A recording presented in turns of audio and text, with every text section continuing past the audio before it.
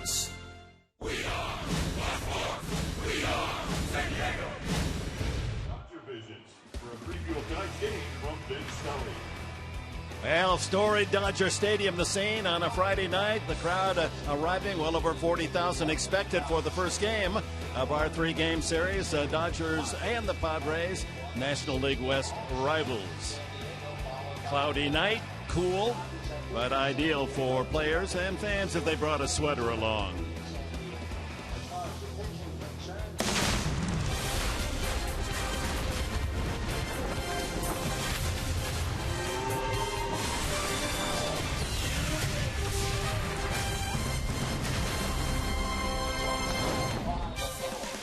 Justin Upton, and we see him in action tonight. And here's the National League West standings. It's getting crowded as the Giants sweeping the Dodgers over the weekend in the Bay.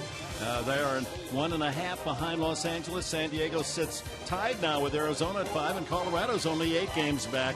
It's a very contentious division in the National League.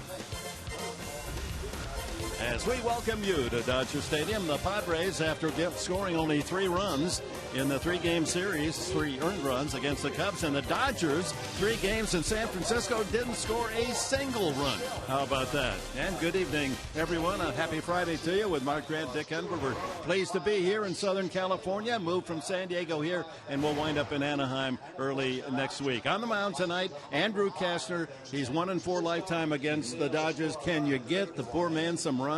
We need some luck. I wore my green tonight. Hopefully that rubs off on Andrew Kastner and the Padres against Zach Greinke. But let's take a look at Andrew Kastner. You talk about versus L.A. at 2 starts with the ERA of 5.25.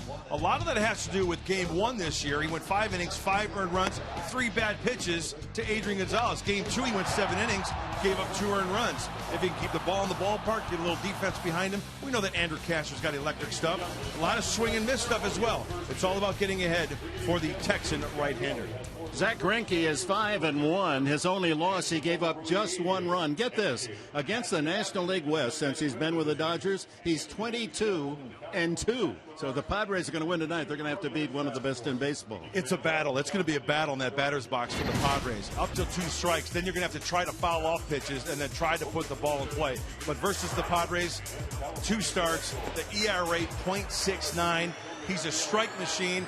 What does that tell you? Not a lot of base runners. He's always going from the windup. That's where Zach Greinke really feels comfortable. So a big key. Let's see the Padres can get him into the stretch tonight.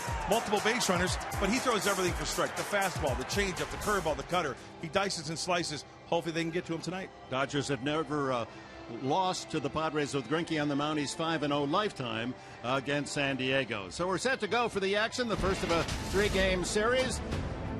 Back against his former teammates, Matt Kemp. Maybe the sight of that Dodger blue will awaken a slumping bat.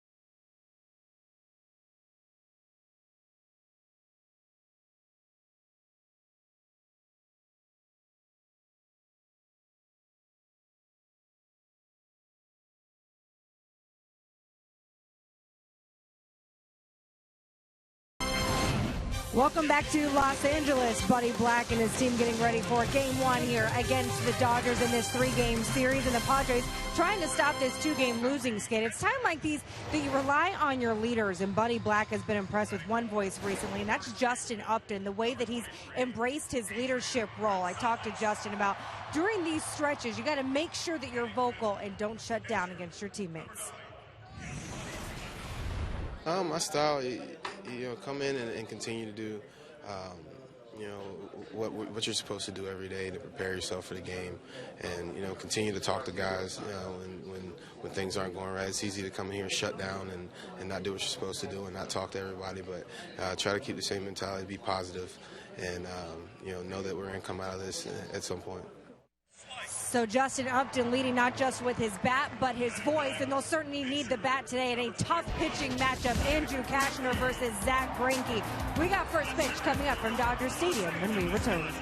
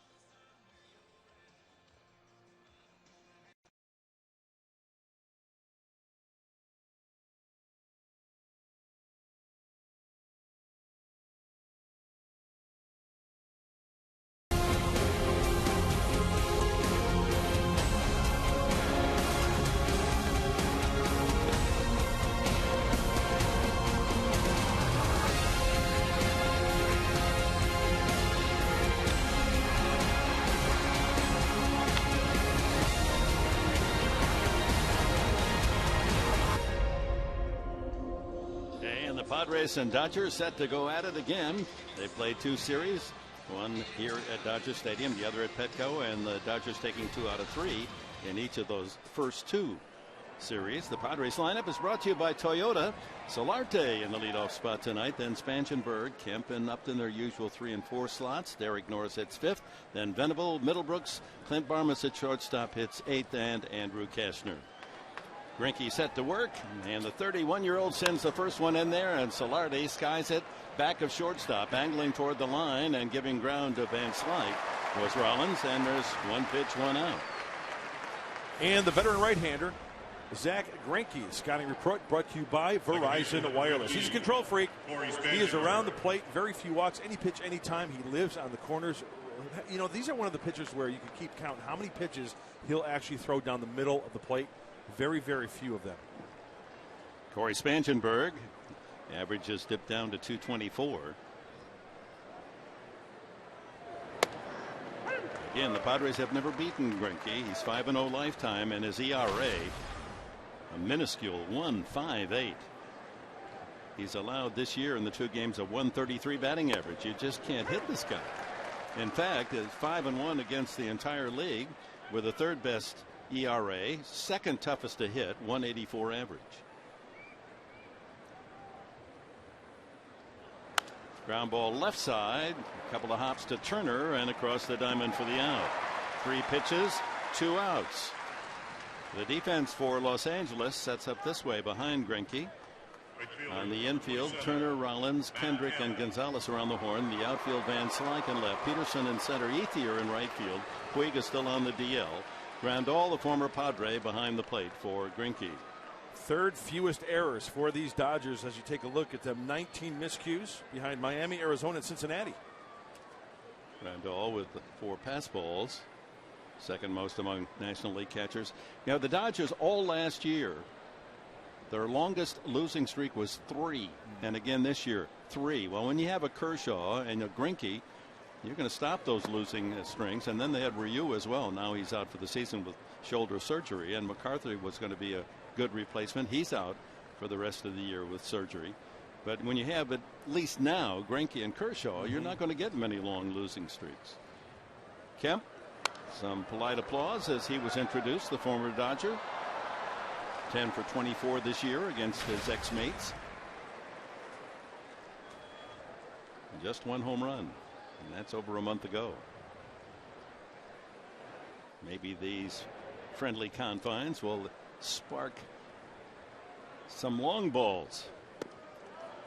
Takes low and did not go. Well, I hope that it is one swing. It is one result as you look at Justin Upton on deck.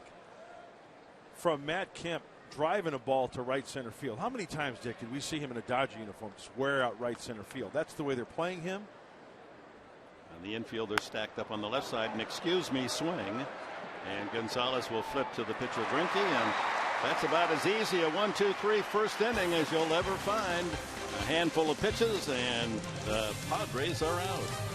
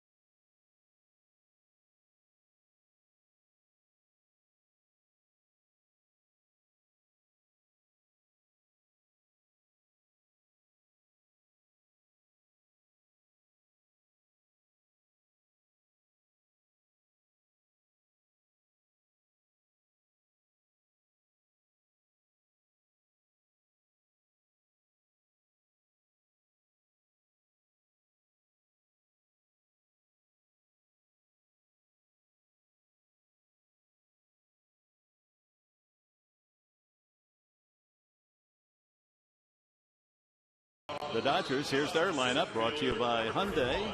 Don Mattingly has them hitting in this order. Jock Peterson, the rookie outfielder. He leads the team in home runs with 10. Then Jimmy Rollins, the switch-hitting veteran. Howie Kendrick has done a solid job, 300 average. Adrian Gonzalez among the league leaders in almost every category. Yasmani Grandal bats 5th, and Justin Turner wears out the Padres.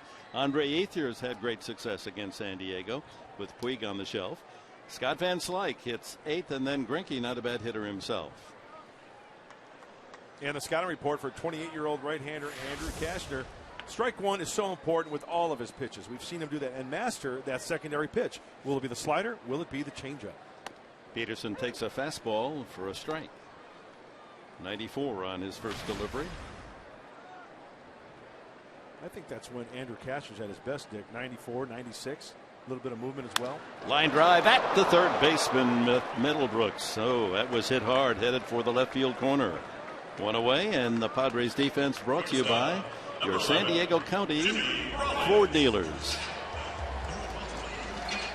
Middlebrooks, we just saw him in action with Barmas at shortstop, Spangenberg and Solarte on the right side, the outfield of Upton in left, Venable in center, and Kemp in the familiar surroundings there in right field. Derek Norris behind the plate for Cashner.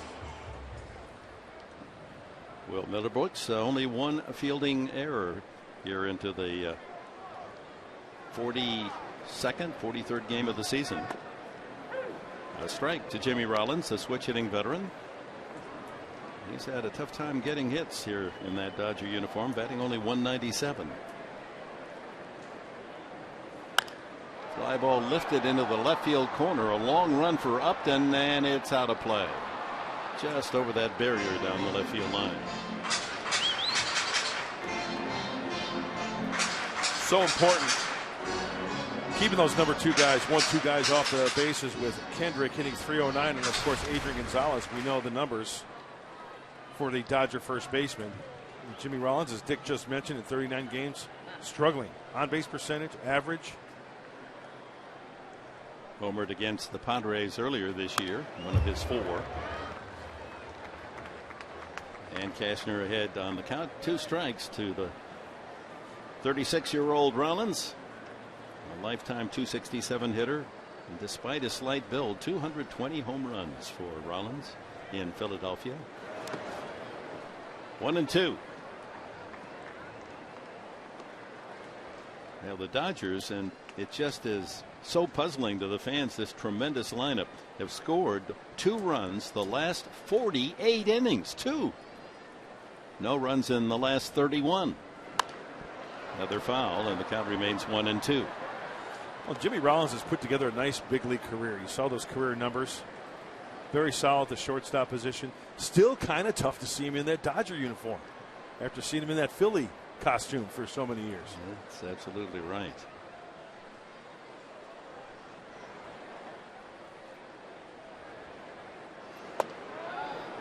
Up and in, 96 on that fastball, and the count levels 2-2. Dodgers best in all of baseball playing on their home grounds. They're 17-5. They've not lost a series in the last 11 at home. Another ball in the dirt, full count.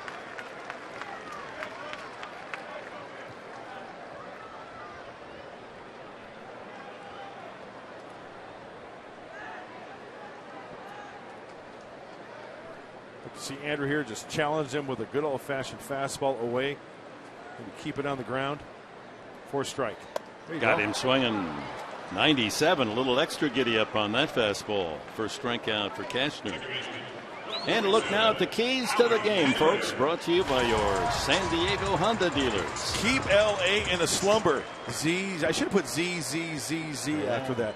They haven't scored in a span of 31 innings. Keep it that. And then try to rattle Greinke early. It's going to be tough. It's going to be a challenge. Veteran Howie Kendrick over from the Angels takes a strike. Last 12 games on a .380 tear, raising his average up to .309.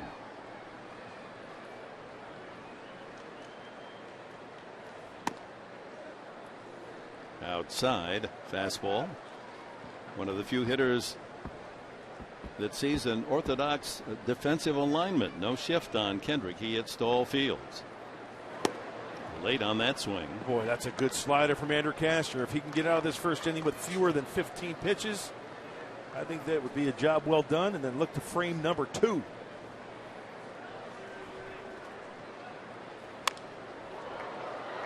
He clips that one into the second deck. Nice turnout here on a Friday night. It'll be over 40,000, and they've already announced that tomorrow night's game is a sellout. Those Padres pack them in now. Oh. I thought they were coming to see you. Everybody's looking up here to see you. 1-2. Off the fist, and Cashner will flip it to first. A good inning for Andrew Cashner. And after one, the Dodgers and the Padres no score, and Justin Upton will be the leadoff hitter. when the Padres come up in the top of the second.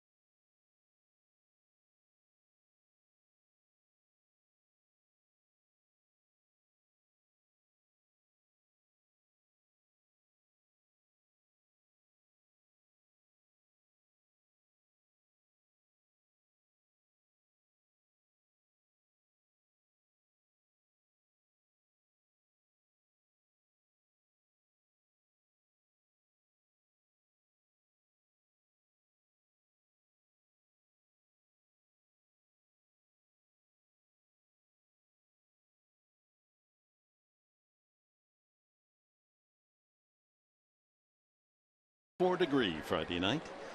Top of the second. Padres will bring up Upton, Norris, and Venable against Zach Greinke. Used only 8 pitches to retire the 3 batters in the first inning. Got to battle against this guy. He's going to hit the corners when he's on his game.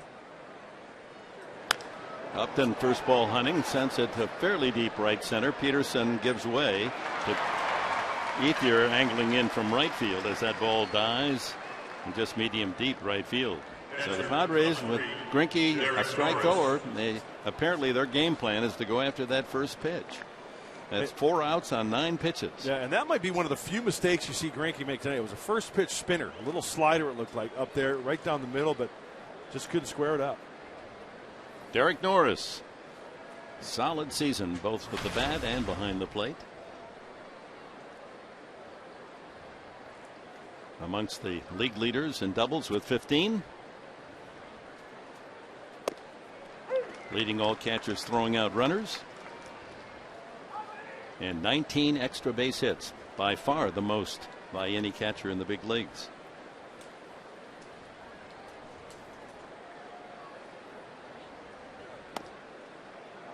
One and one. National League ranking hits and runs, second. Leading in RBIs, second in slugging, first in throwing out runners. And the one that sticks out to me, innings caught, second in the National League, getting banged up and still putting up those numbers. 2 and 1. He should go behind home plate with a suit of armor. He's been just getting so beat up, as Will Venable waiting to take a crack at Zach Greinke.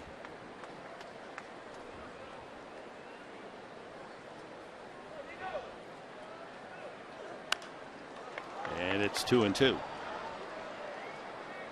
Well, Greinke has won just about every honor that a big league pitcher would vie for in his career.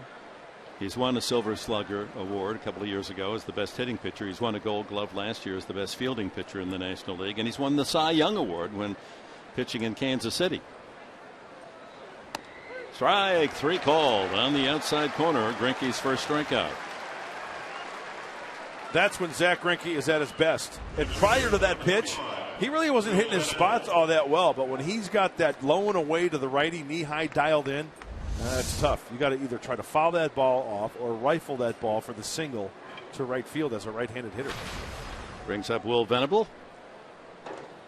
.250 on the season with 3 home runs.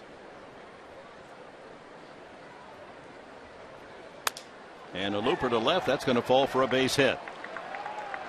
Van Slyke gets it in, and Venable is the first base runner of the game with a bloop single the opposite way. And there goes the no-hitter.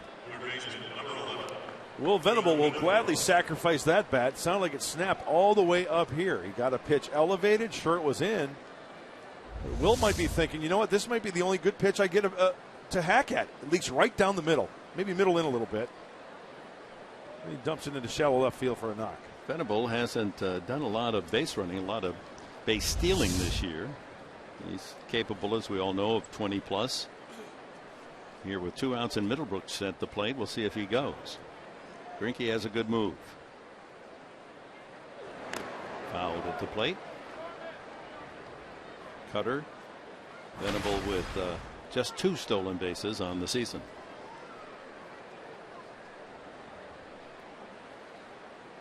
New supply of baseballs out to Brian Onoda.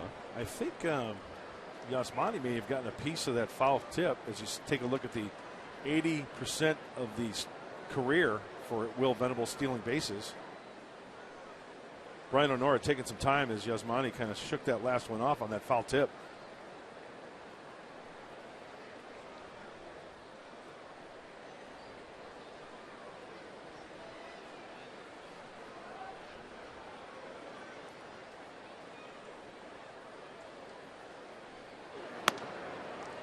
A little low, 1-1.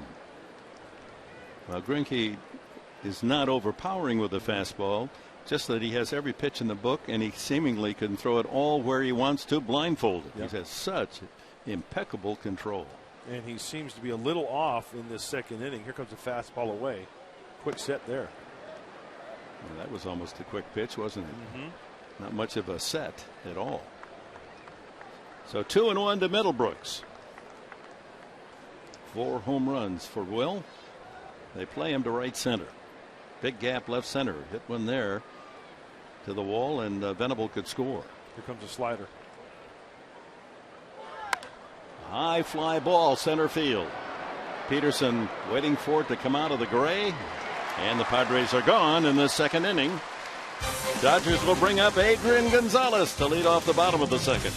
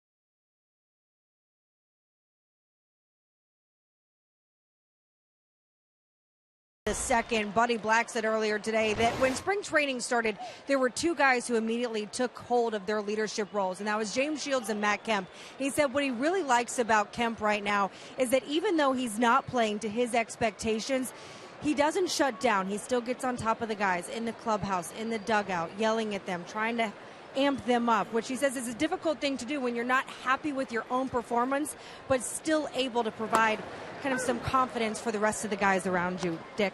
Yeah, that's a good point, Chris, that the real superstars in this sport, when they're down, they don't let their teammates down. He still wants to fire them up, and they all know he's going to come around. And Adrian Gonzalez, 0-2, can't find that changeup.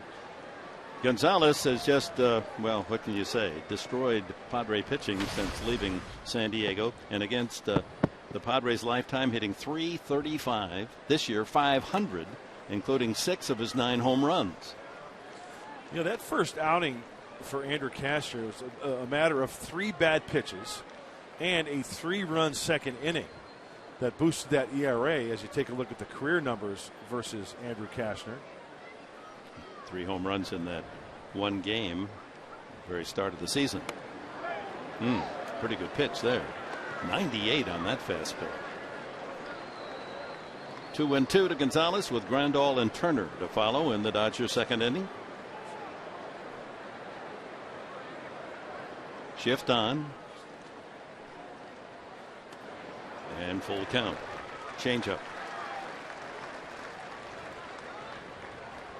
Adrian needs just 2 more RBIs to hit 1,000 in his terrific career. He might throw him another changeup here for a strike.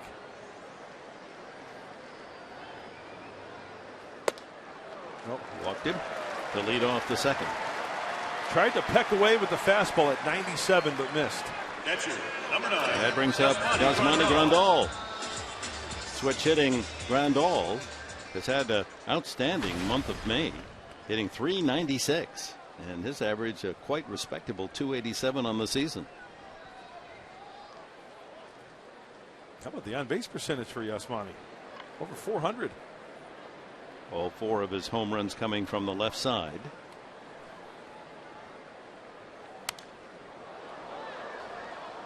Now, to put that in perspective, to quantify that number of 402, if you're at 333, that's right where you want to be or above. There you see the contrast. April, a slow start, 189 with only 2 runs batted in. Here in May, almost 400, knocking in 15 with 4 home runs. What's the old saying? April showers bring May flowers. It's That's apparent true. for Grandal there with those numbers. He can hum that for you. 2 strikes now on Grandal. Fastball through the swing from Cashner.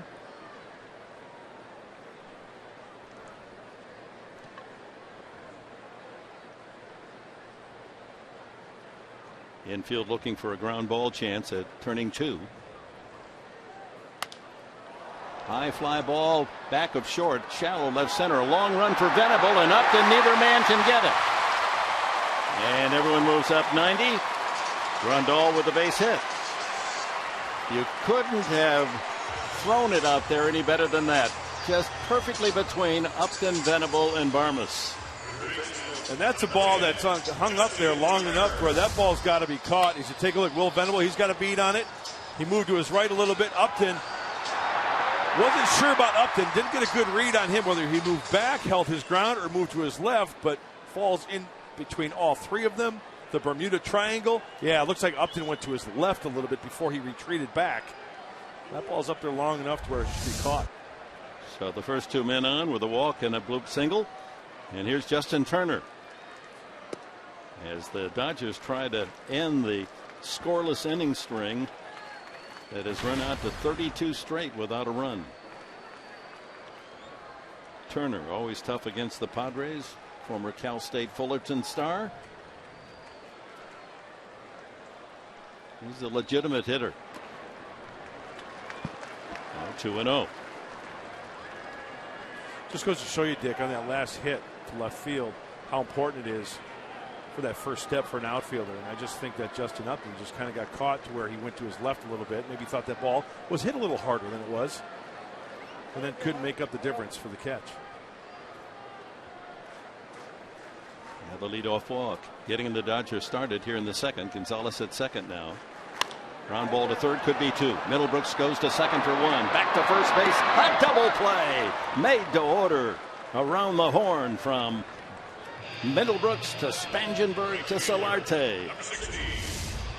This is what the 2-seamer does for Andrew Cashner. Gets in on the righties, and also it starts with Middlebrooks throwing a strike to second base. Watch where this ball is for Middlebrooks. right at the chest, right at the chin of Spangenberg to complete that 5-4-3 double play. Nicely done. Gonzalez moves to third on the play, and 2 outs. Here's Andre Ethier. Ethier was having difficulty finding playing time at the start of the season, but with Puig's injury, he's been a regular and has proven his talent, hitting .304. And he has, in his career against the Padres, clubbed 22 home runs. There's Yasiel. Hamstring, slow coming around. Foul tip. Changeup.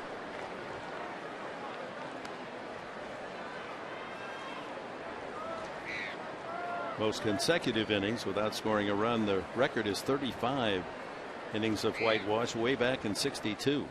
They're at 32 presently, with Gonzalez just 90 feet away and 2 outs here in the second.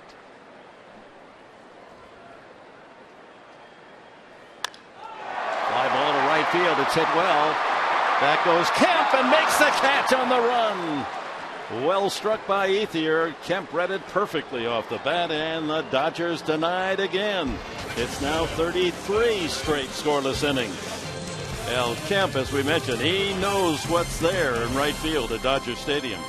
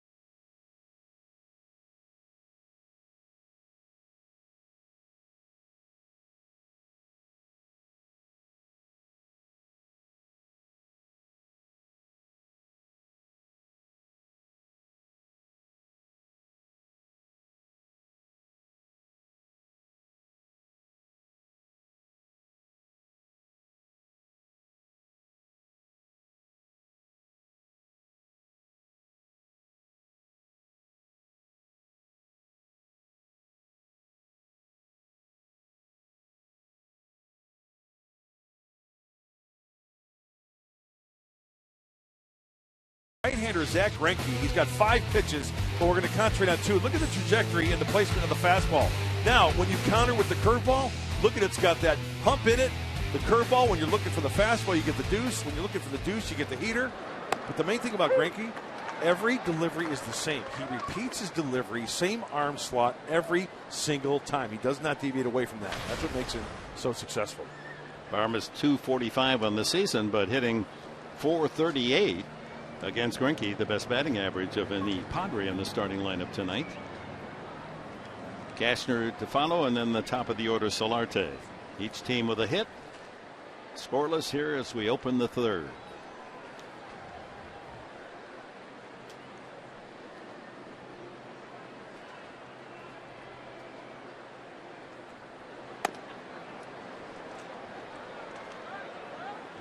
Run on that fastball. You know, Greinke, I mentioned it last inning, he really doesn't have his best location worked in yet. That's why you got to get to him early, because there is a chance he will find it. Armas fouls it away, 1-2. He'll find that location, so you got to jump on him and get a pitch to drive, hopefully.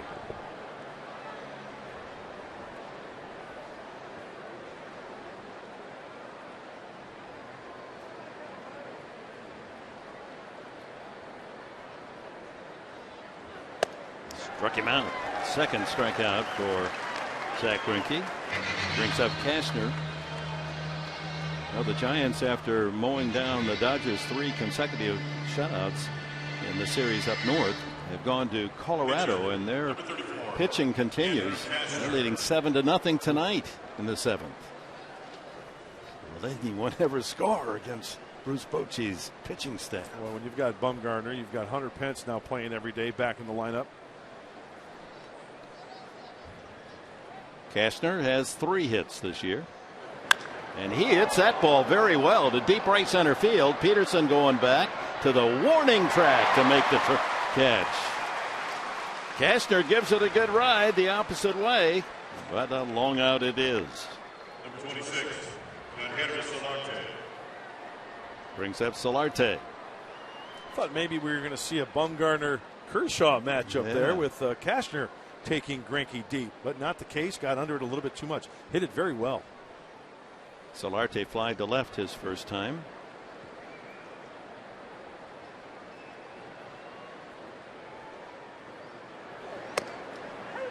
Strike 1.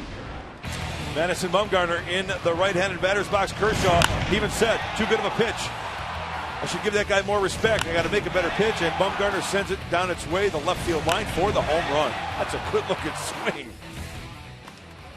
Little fly ball on the infield, and shortstop Rollins makes the catch. And boy, Zach Greinke has gone through 3 innings in less than 30 pitches. Kastner back to work, bottom of the 3rd.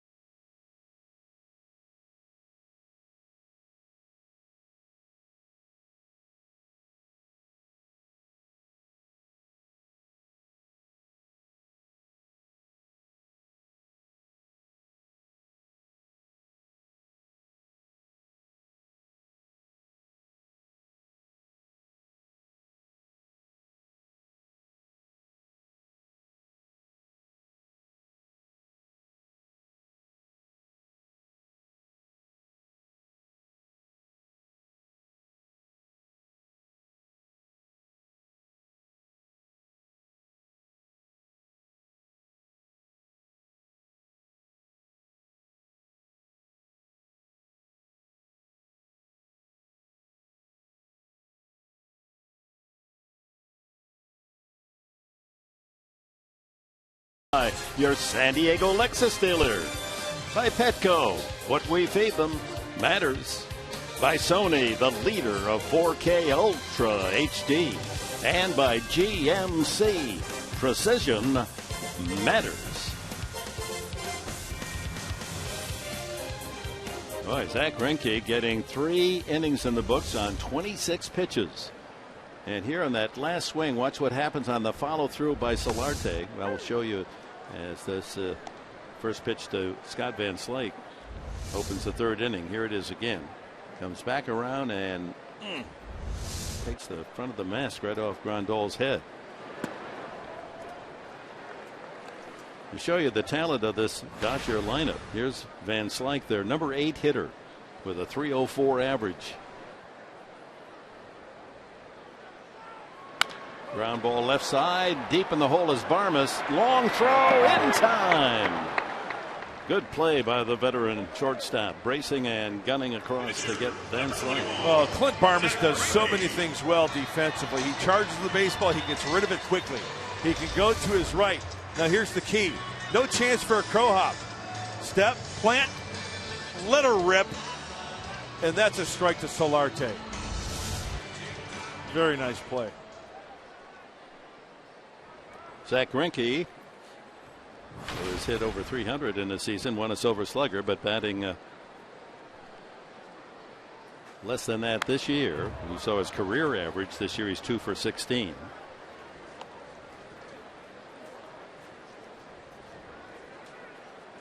You know what, Dick? I know you're gonna. I think you're gonna agree with me. You look at Zach Greinke, young, good-looking kid. Looks like a young Frank Tanana. Oh, he does. That's good. He does look like Tanana. Of course, Tanana, left-handed pitcher with the California Angels and several other teams. Wound up back in his home city of Detroit. Yeah, Tanana wore his hair like that when it wasn't popular to have long locks. Ground ball at third baseman Middlebrooks. Across for the second out. And with 2 away, it'll be Jock Peterson, the leadoff man. It's time now for Coors Cold Hard Facts. Dodgers offense the last 5 games now. Coming into this game, the last 48 innings, 2 runs, 28 hits, batting 179. The big thing is they're leaving a lot of runners on base. In that San Francisco series, they left 29 men on base in 3 games, didn't score a run. And 1 for 27 in that span with runners in scoring position. It happens to the best of them. Jock Peterson lined sharply to Middlebrooks, who's been very busy at that hot corner tonight. Started a double play, snared the line drive by Peterson, and just threw out Greinke for the second out in this inning.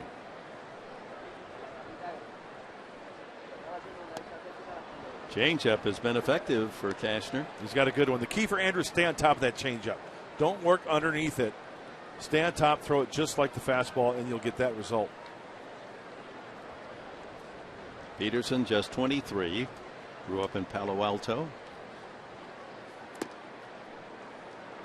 And while his average is .234, he's shown good power with 10 home runs. Leads the Dodgers with 10 home runs. Yes, and leads them in walks too. Yeah, some swings and misses also. 40 strikeouts, those 30 walks. On base percentage of .385. Stan Conte, the trainer for the Dodgers, checking in with Yasmani Grandal. Ground ball left side. Middlebrooks can't get that one. It squirts into left field for a base hit. Peterson with the second Dodger hit extends this 3rd inning and brings up Jimmy Rollins. Oh, the shift. They're playing him to pull, and Peterson behind on this one, just out of the reach of Middlebrooks. No chance for Clint Barmas, who is shading up towards the middle of the diamond. 2 outs. Padres can go the short way on a grounder on the infield if they choose to. Rollins struck out swinging his first at bat. Dodgers don't try to steal very often. In fact, they have only 9 stolen bases all season. 9. Yeah, they're 15th in the National League, last in that category. So Peterson has a couple. Not a lot of track shoes on the feet of these Dodgers.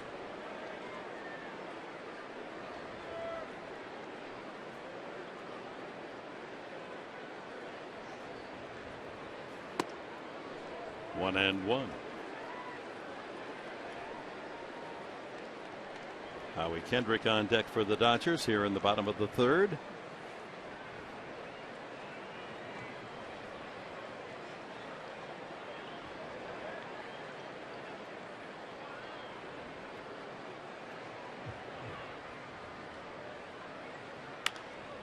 Pulled sharply but foul. He's going to throw that changeup to Jimmy Rollins. Got to make sure it's down, down, and away. If you leave it middle in, it's going to speed up his bat, and that's why he pulled that changeup down the first baseline foul. And that was very similar to the Dexter Fowler triple the other night at Petco that helped the Cubs beat the Padres 3-2, with Solarte holding the runner, then skipping off the bag as the pitch is made, and then Fowler hit the ball right over the first base bag. Solarte couldn't get back and glove it.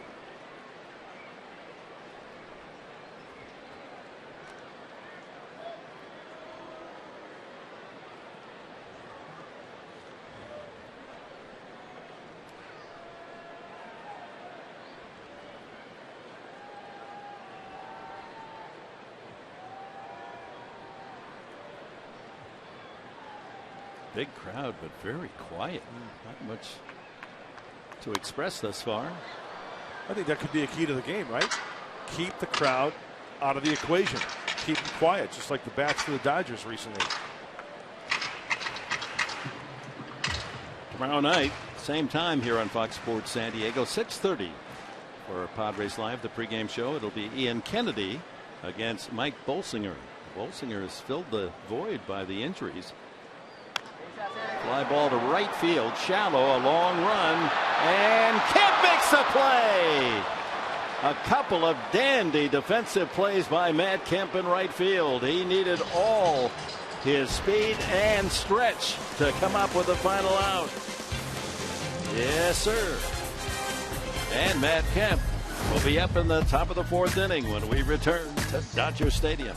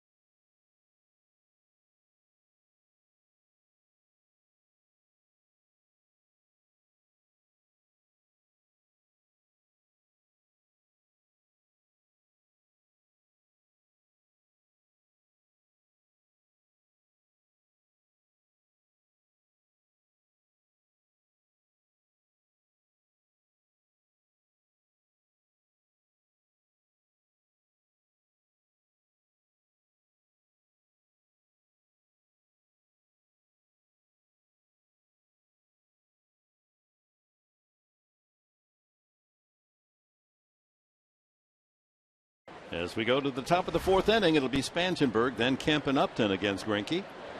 And he drags the bunt. Can he beat Gonzalez to the bag? Yes, he does not.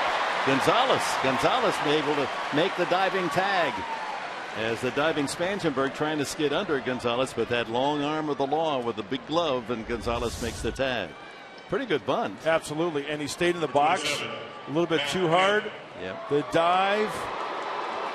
It looks like he got him on the leg right there. Kind of tough to tell, though. Yeah, from that angle, no argument from Spangenberg. Yeah, he got him up on the knee. Yes. So that's 10 outs on 27 pitches for Zach Greinke. The way he's going, he could go 15 innings tonight. Matt Kemp grounded out. A check swing ground ball to first base his first time. Shift is on. That's off the mask of Grandal. Saw those numbers at Dodger Stadium with the shift on the infield. Label them up 1, 2, 3 on the left side. Student body left. Matt Kemp loves to hit here at Dodger Stadium. Good numbers, 104 home runs. And the outfield playing him to shade the other way just a little bit, covering that right center field gap that I was talking about his first at bat. That way, that's his power. When he's going well at the plate. They really crowd the 3 infielders on that left side. They can almost hold hands. A ball and a strike. Hits by direction this year. Only 4 to right field. Yeah, I think as he gets hot, you'll see more to that right center field area.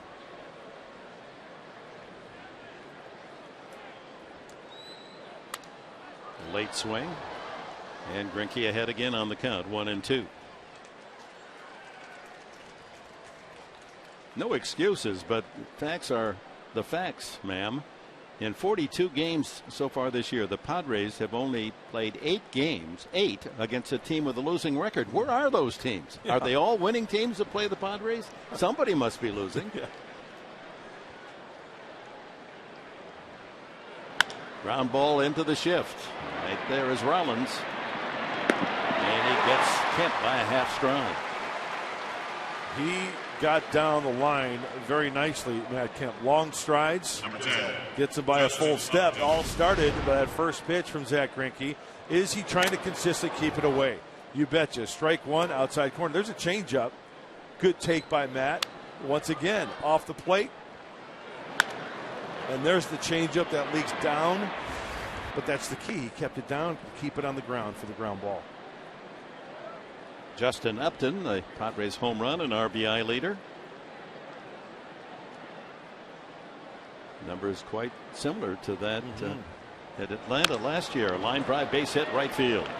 The Padres have their second hit as Upton continues to serve well from that cleanup spot. You know, everybody says when a hitter goes the opposite way, oh, that's a good piece of hitting. It is a good piece of hitting. This is a beautiful swing and a beautiful blueprint about going after Zach Greinke. That pitch was away.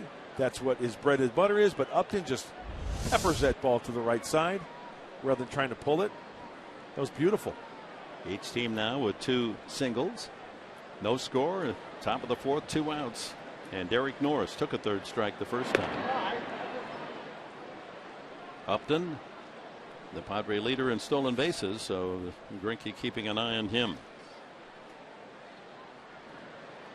9 steals for Justin.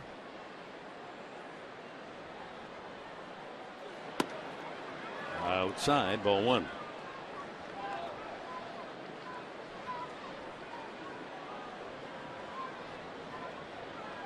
Outfield very deep. Doubles defense. Normally you see that later in the game, but Don Mattingly has his outfielders trying to protect the gaps. Oh, Justin Upton jammed his finger going back into first base.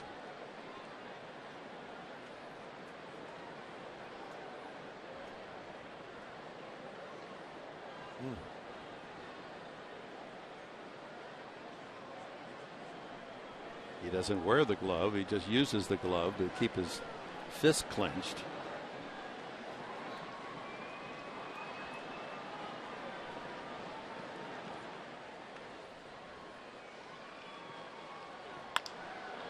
Fly ball right field. Ether toward the line, and in fair territory makes the catch. Middle of the 4th here at Dodger Stadium. Still no score.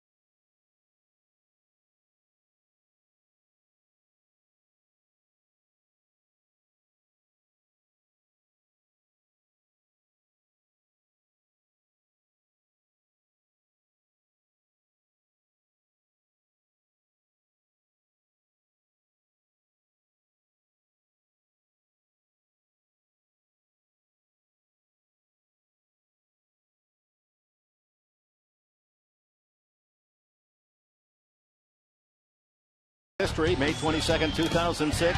Jake Peavy establishes the Padres record, strikes out 16 Braves, helps the team set a franchise mark for strikeouts in a 9-inning game, a total of 18. The 24-year-old right-hander from Alabama does lose the game as the only fly ball that he allows in the entire game lands on the other side of the fence. Ryan Langerhans took him deep for a 2-run homer in a 3-1 Atlanta win. 16 strikeouts for Jake Peavy. You know, I hate to say it, but that's a big league hang with him. Once again, you know, Jake Peavy tried to do all he could to win that game. He was on fire that night. I remember that night. Fly ball to right field. Kemp gives a couple of steps back, and Howie Kendrick's ball lands in his glove for the first out. And here are the Dodgers in Los Angeles Dodger history. 35 consecutive scoreless innings is the record. They're now at 34 1/3. Adrian Gonzalez, always a threat. The change matters in that regard. He walked the first time up. The only trouble Cashner was in the second. Walked Gonzalez. Grandal blooped a single to left. Turner hit into an around the horn double play, and Ethier fly deep to right. That's paint at 95. And such effortless. I know. The ball just jumps out of his hand, doesn't it?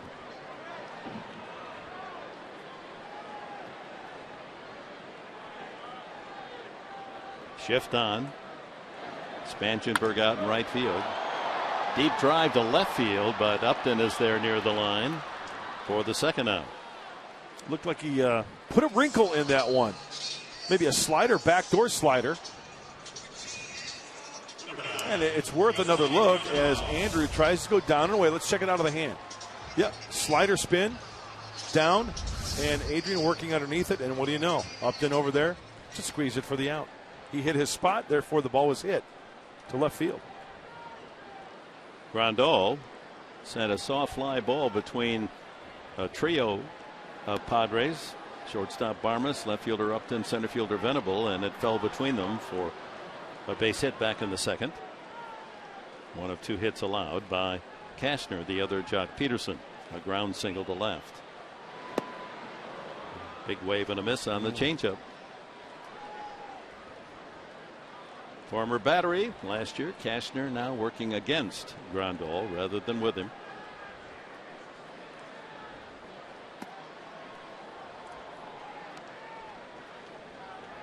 No shift employed against the switch hitting catcher.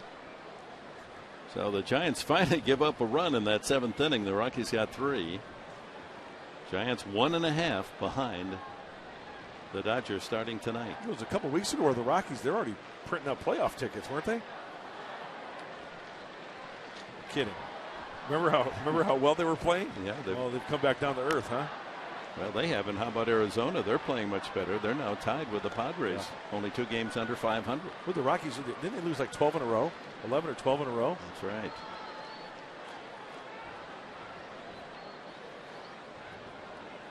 So 2-2 to Grandal. Good spot for a good changeup. Or how about a curveball? Fly ball to center. He got a lot of that one. Venable easing back to the track to squeeze the out. 3 fly ball outs from Cashner's deliveries in the Dodger 4th.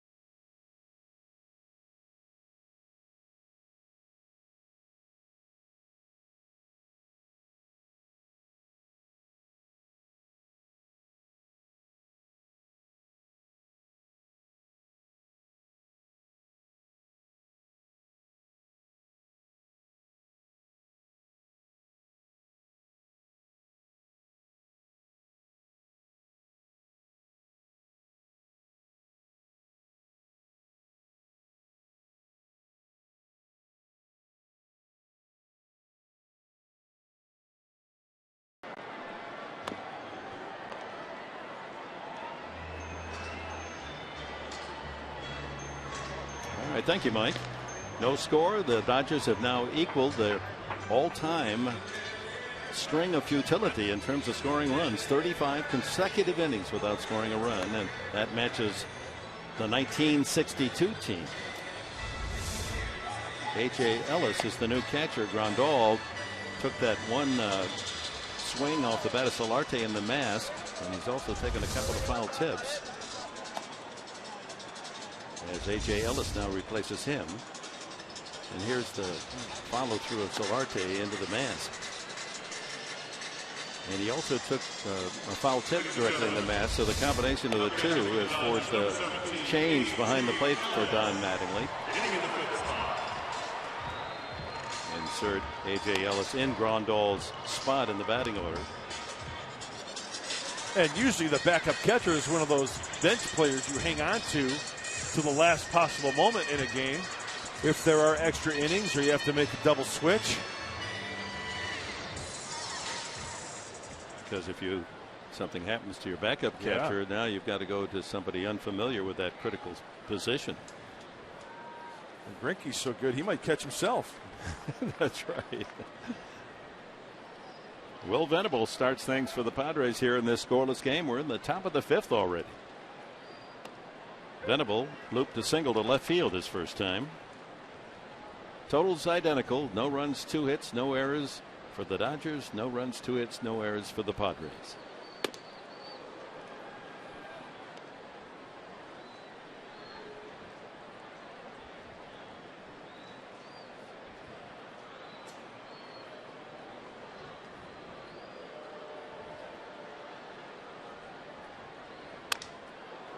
Sounded like a broken bat. One hopper to Gonzalez, and the easy out there at first base.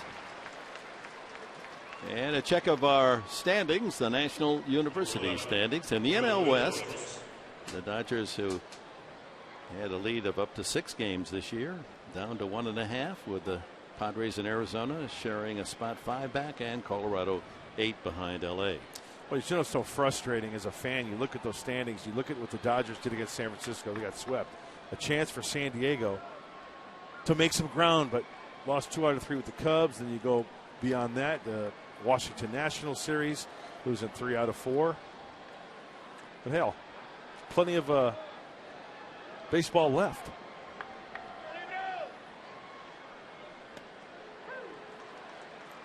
Just checking back in my scorebook as to their biggest lead. I think it was 5.5 over San Francisco, the Dodgers, but now down to 1.5. Middlebrooks fly to center his first time. Popped up right side. Gonzalez 2 away.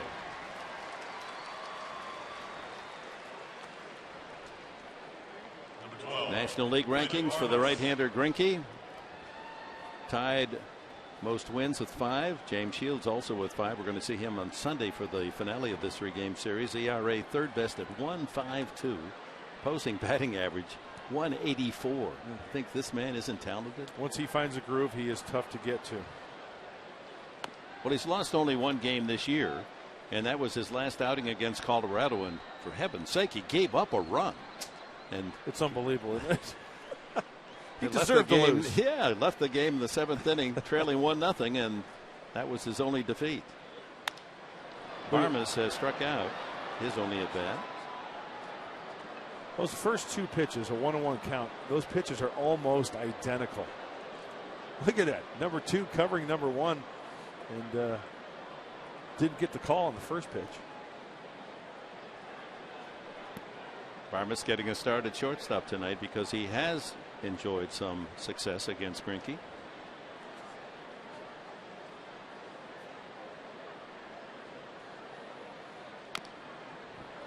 Curveball. Yeah, one of the few curveballs we've seen tonight from Greinke.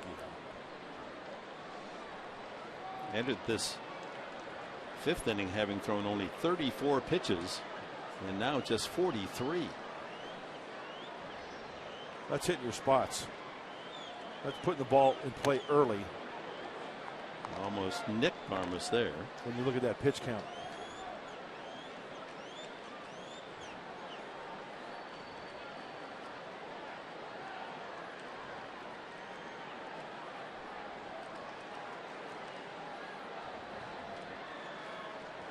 He's one of only 3 pitchers to win 15 games each of the last 4 seasons.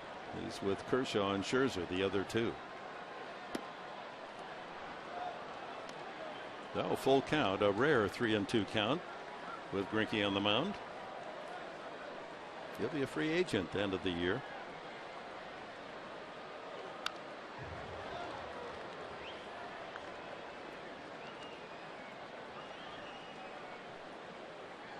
And it's also interesting that only 3 men have won the Cy Young pitchers, Cy Young, Gold Glove, and Silver Slugger, and they're all Dodgers. Although the Cy Young came at Kansas City for Greinke. Swing and a miss, another strikeout, another 1-2-3 inning. Middle of this one, 4.5 in the books, still no score.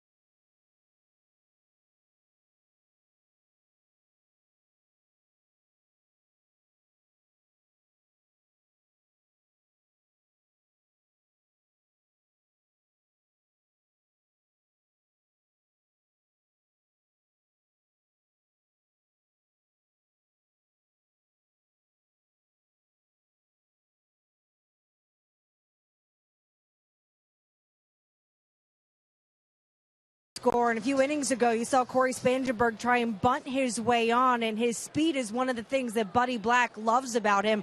I asked Corey when he first noticed how fast he was, and he said actually he was pretty slow about beginning of his high school career, 9th and 10th grade. It wasn't until 11th grade, his junior year, that he started to grow into his body, and that's when he noticed his speed. He said he didn't get a chance to do any track because it was always the same season as baseball season. He said his first love, though, was basketball, but he didn't stick with it through college because, well, there's not many opportunities for a 6-foot point guard nowadays. Well, his abilities in this game certainly paid off as the #1 draft pick of the Padres. I can see Corey bringing up the rock past the timeline on the hardwood. Justin Turner leads off, bottom of the 5th inning, and the count goes 2-0. Wrapped into a double play his first time.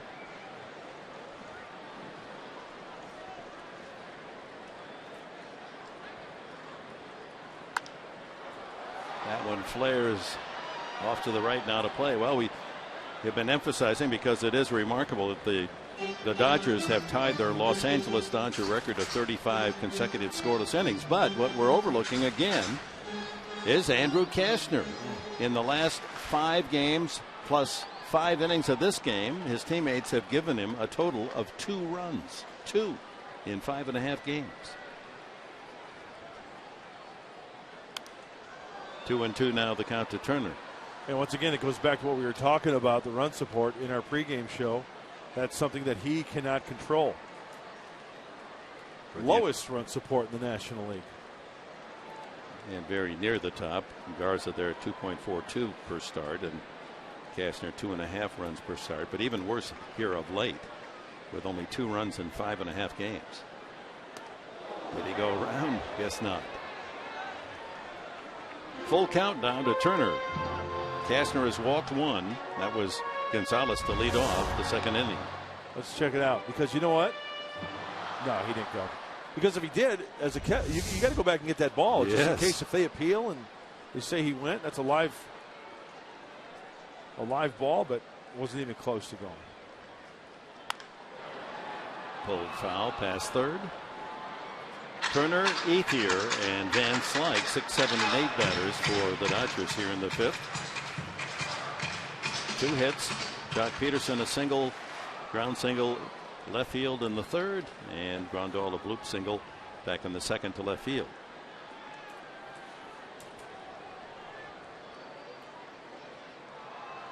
One walk, and surprisingly only one strikeout for Kastner so far.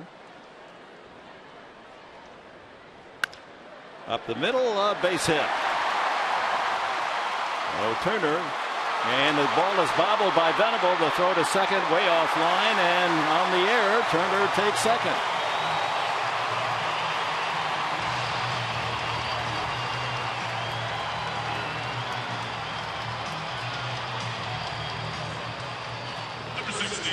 Alert running by Turner. He sees trouble by Venable, who had to come deep from right center field all the way to left center, and just kicked it out of the glove. Turner takes the extra base on the air.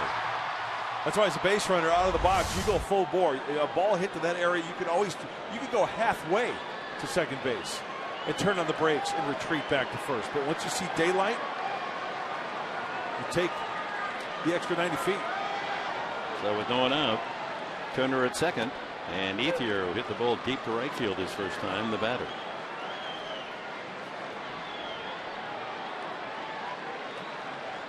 Only 182 this year, runners in scoring position.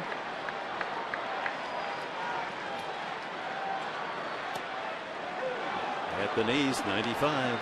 All right, Andrew Kastner knows that it's time to get down, it's time to get dirty and nasty and make some good pitches. Take them one at a time.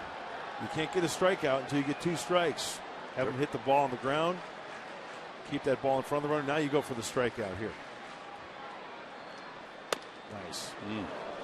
Just off the inside edge. Yeah, even though he missed, it's still a good pitch. Now you can double up. I've always liked the idea of a pitcher doubling up, going right back in there. Because a lot of hitters think, okay, he came in, he's going to go down and away. You think they're bam, then he frees him on the inside corner. But the key is you got to get it on that corner. You can do so many things here. A changeup would be nice as well. Last foul to left. 98 on that fastball. He has almost 40 pitches tonight that are 95 or faster.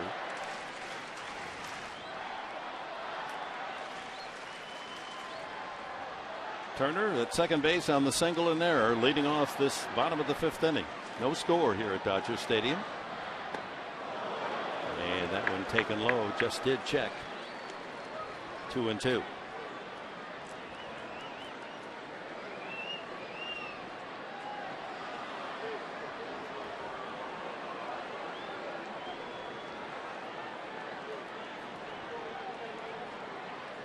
See Turner, like all good base runners, checking the outfield position, know where they are as you take your lead.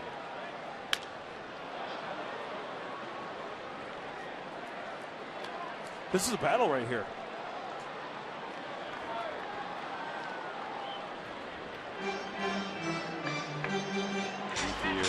Either cracked his bat or didn't like the feel of that one, so goes for a new stick.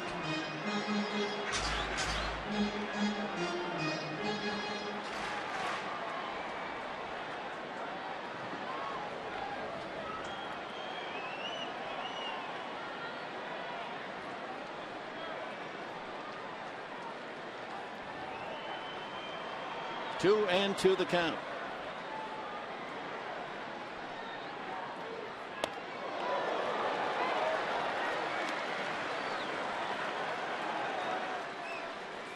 Not quite that close, but at 97, you're not going to stick around to see how close it's going to be. Full count. I think that one just kind of got away from Andrew. 2 and 2, going to way up like that. Series of signs with the man at second base.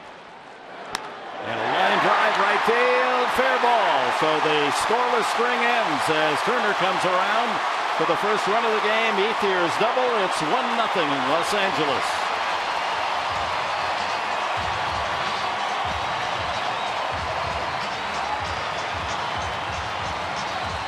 Ethier's 15th run batted in. So 35 innings, exactly the same as the 62 team without a run, ends on Ethier's double to right. And it was a changeup down, but not out enough. Derek Norris was set up down and away for the cambio.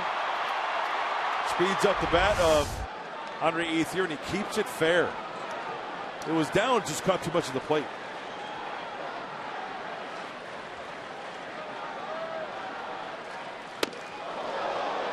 Scott Van Slyke. Good play made by shortstop Barmas deep in the hole on his ball. Back in the third.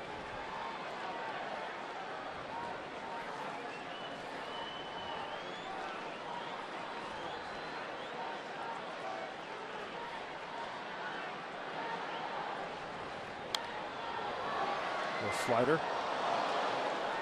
Key here for any pitcher is not to overthrow. Don't want to try to hump it up even more, then your pitches will flatten out. You know that Andrew's got good movement on the two-seam fastball. He can locate it.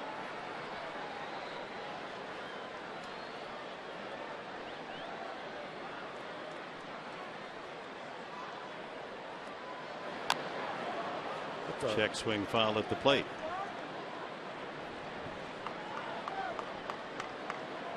See how Derek Norris waited until that ball came to a complete stop? That ball trickles right on home plate. Fair ball. Tag the runner. You get it out. Keep that runner Ethier at second base. Yeah. Now that would truly be grounding out to the catcher if that happened.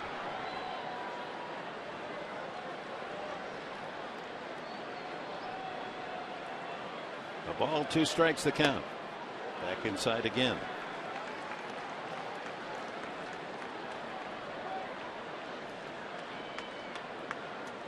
So here in the 5th, the single by Turner goes to second on Venable's error in center, and Ethier brings him home on a double to the right field corner. No one out.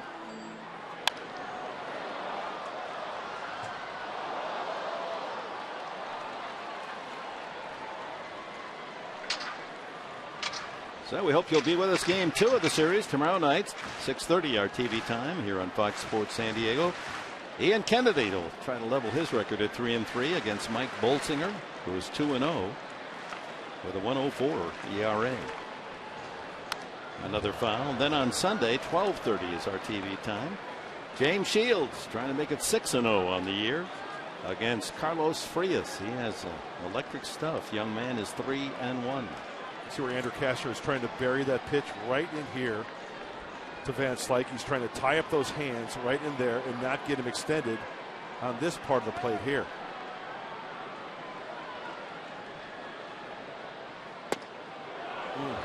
Just a little low. Changeup.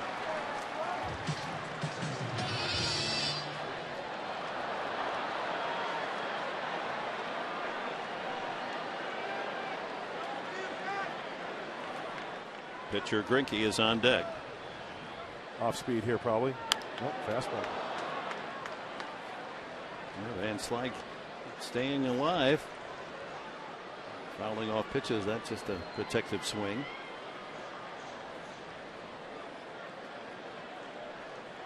Good bench player, Van Slyke. Last year with the Dodgers, hit .297, contributed 11 home runs. Hitting .306 this year. Jams him and he fouls off another. Another two-seamer down and in.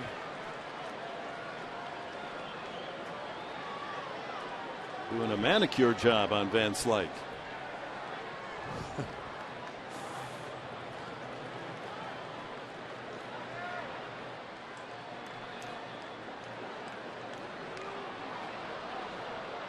I still say you got to go in on him.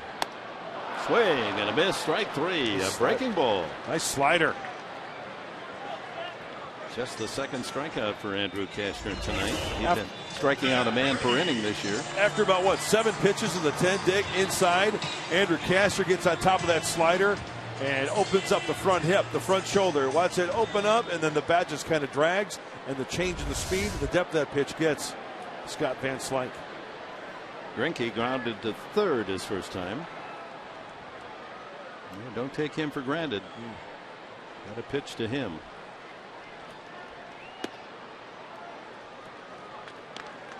.95 wide.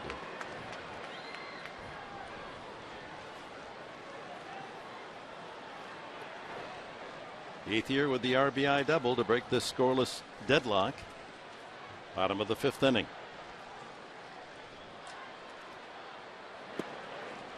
Two and 0.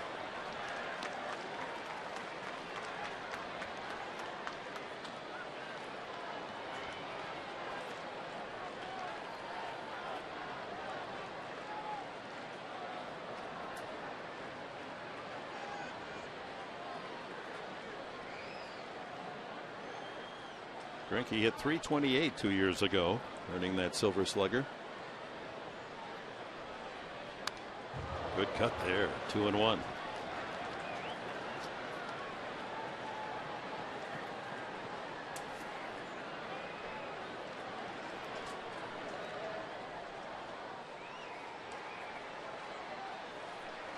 Trying to limit the damage here in the Dodger 5th. A run home, man at second, 1 out.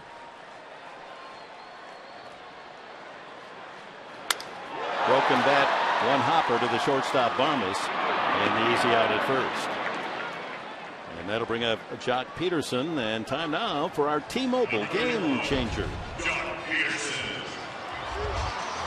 And the game changer focuses on the rookie Jock Peterson. Look at those numbers. He's first in runs, extra base hits, home runs, OPS of all the rookies in the National League, and second only to the Cubs, Chris Bryant, in RBIs. So 2 outs. He's lined to third and single to center.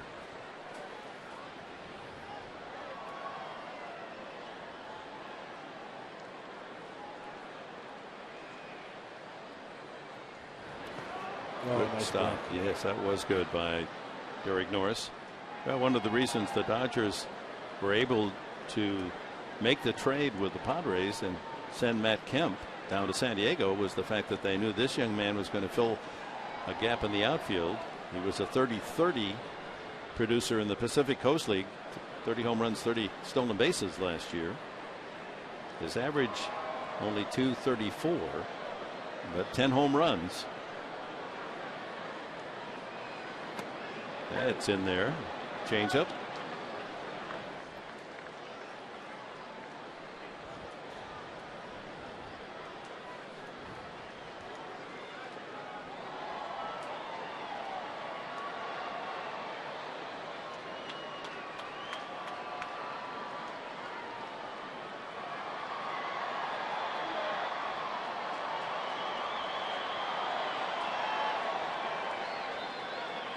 You know what that sound is. Fans down the right field side trying to get the wave going. 1 and 1. High fly ball center field. Way up into the night. And Venable with a catch. The Dodgers have scored. It's 1-0 going to the 6th.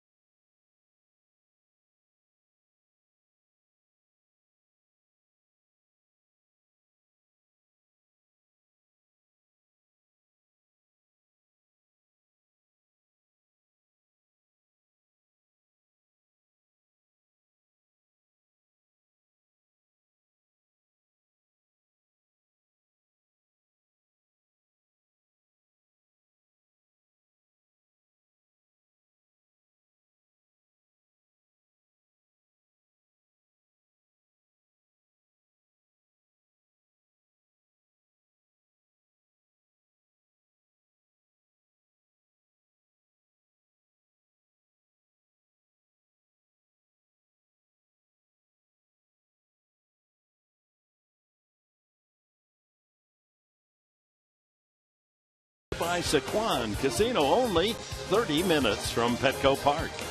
And by Jack in the Box. Try the new buttery Jack Burgers with melted garlic herb butter.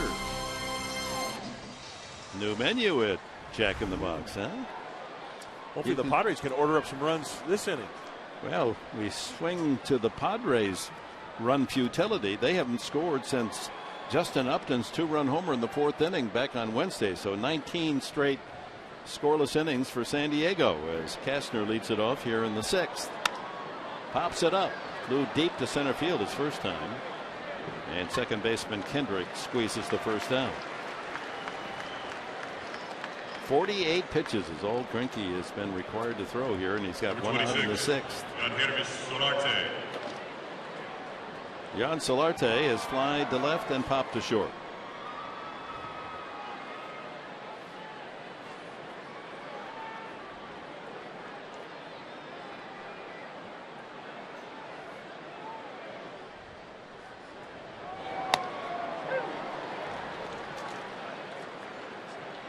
Ricky has struck out 3. Nary a walk. Gets a call there. 1-1.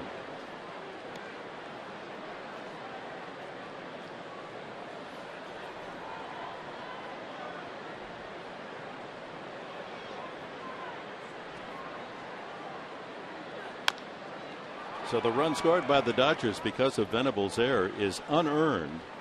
And for Kastner, along with his bad support, bad luck as well. That's 12 unearned runs allowed when Kastner is pitching. So not only are his teammates not hitting for him, they're not fielding very well either.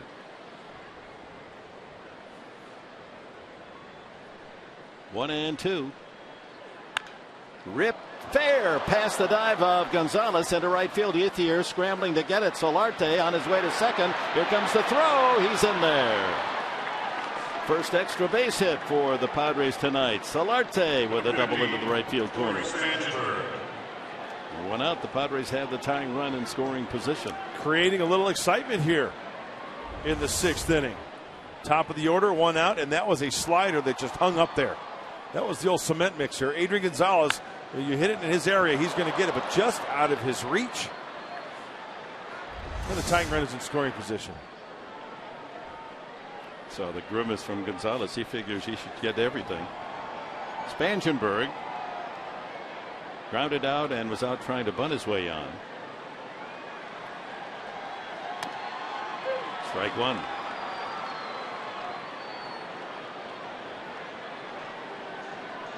1-0 Dodgers. Solarte a one-out double here in the 6th.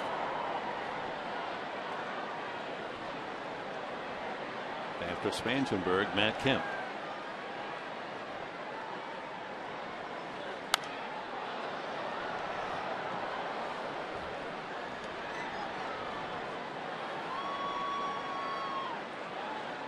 Greinke, as has been the case most of the night, in front of the hitters.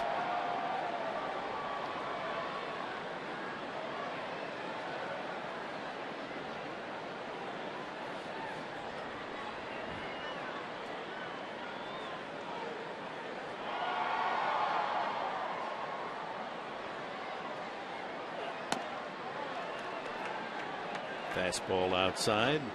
Set up pitch. See what he has in mind coming back here as Kemp. Well, the majority of the pitches from Greinke to lefties have been away.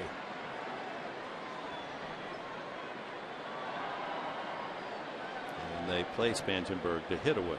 Yep. But he pulls it to the right side. A convenient two-hopper to Kendrick.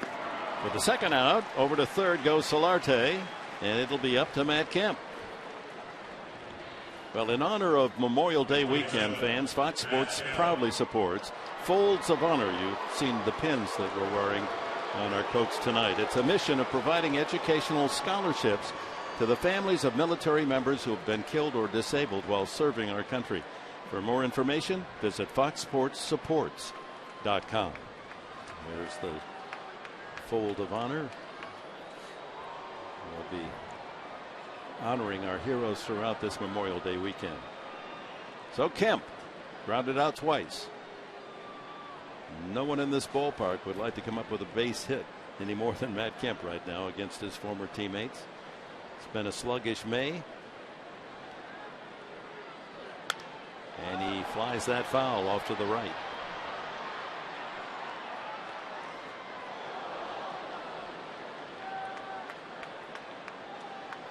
Active hit streaks, nothing all that important on that list. Mauer with 11 game streak and Kemp with 6.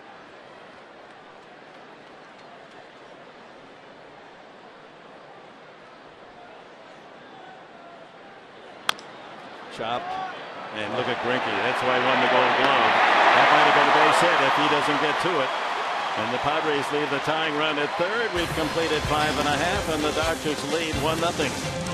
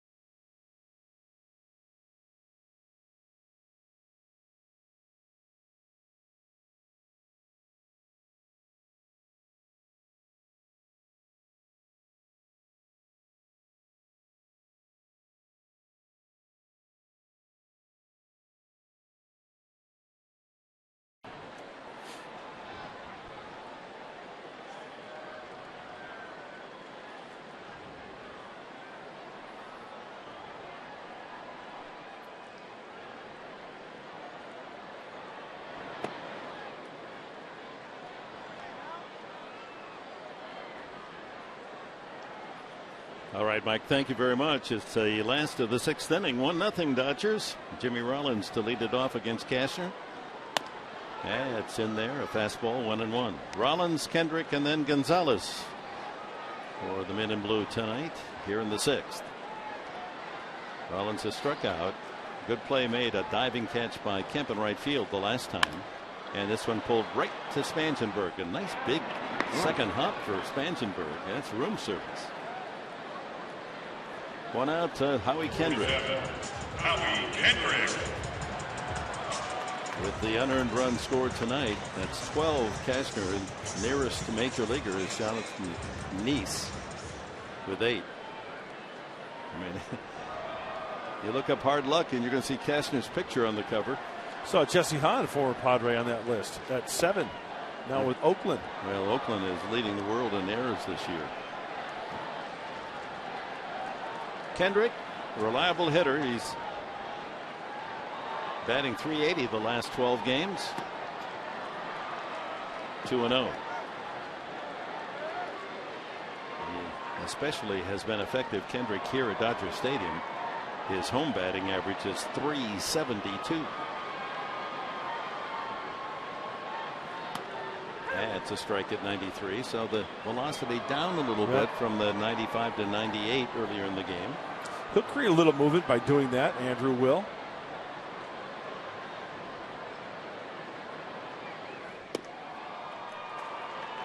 94 misses wide, 3-1.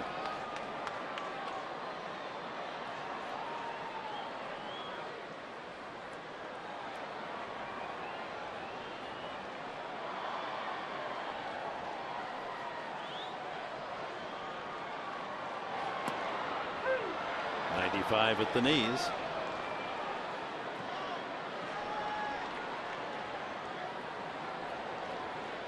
Cashner with good control tonight, only one walk, a couple of strikeouts. Put him away right here. Ooh, look out. That was wickedly lined back into the crowd on the first base side. Talk about being late on a heater.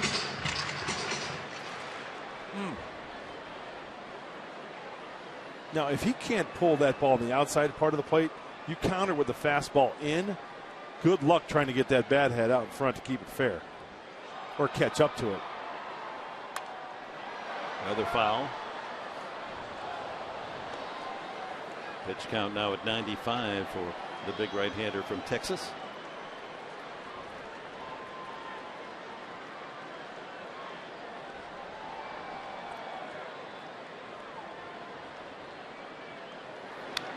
Another foul.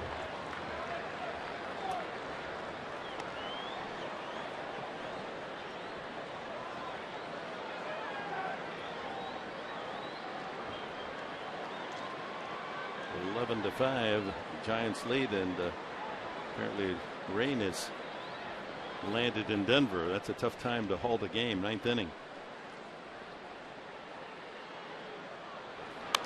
Another foul. Not able to get around on the fastball, but spoiling some good pitches with the count 3-2. Next pitch will be the 10th in this at bat.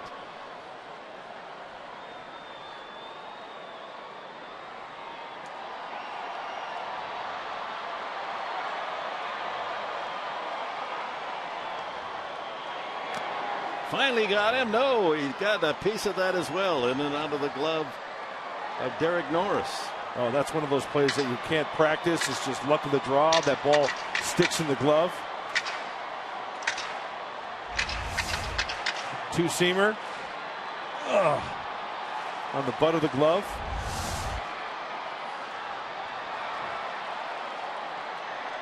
Tenth pitch of this at bat. Oh my goodness. Okay, now here's the thing. As a pitcher, you start thinking to yourself, oh, do I have to make up a pitch? No, you stick to your strength. He can't catch up to that fastball. You just locate a little differently.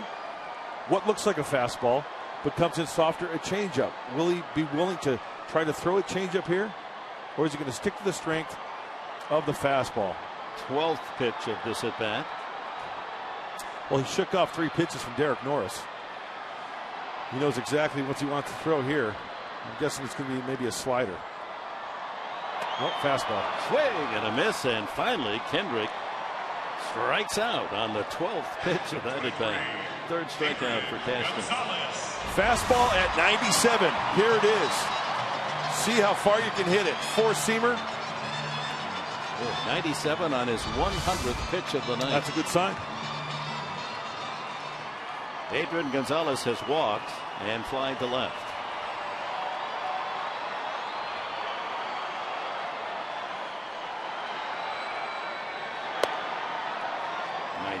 Ball 1.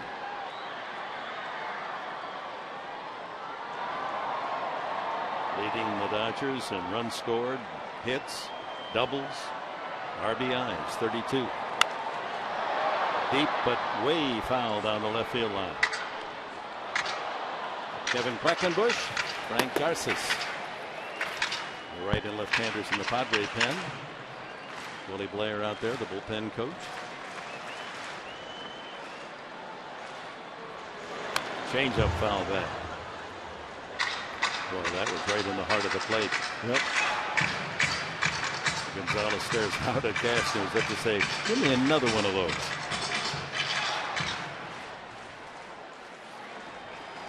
Probably Andrews' last inning at 103 pitches. Yep. But that's a great sign, though. The velocity. Good location there on the slider. 2-2 to Gonzalez.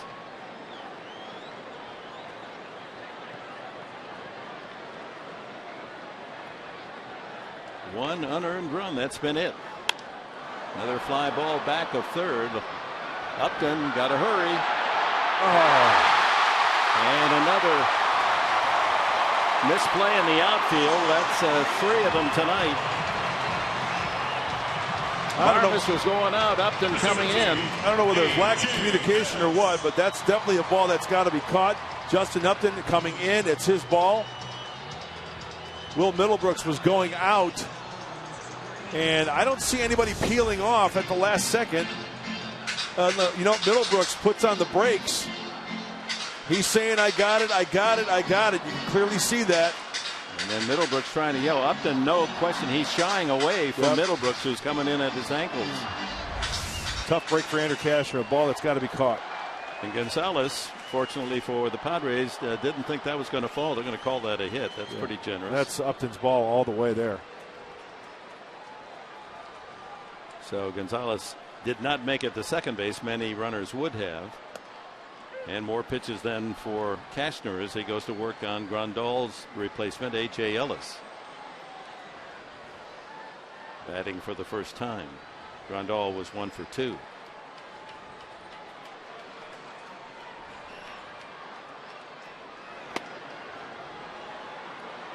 .95 just missed, 1-1.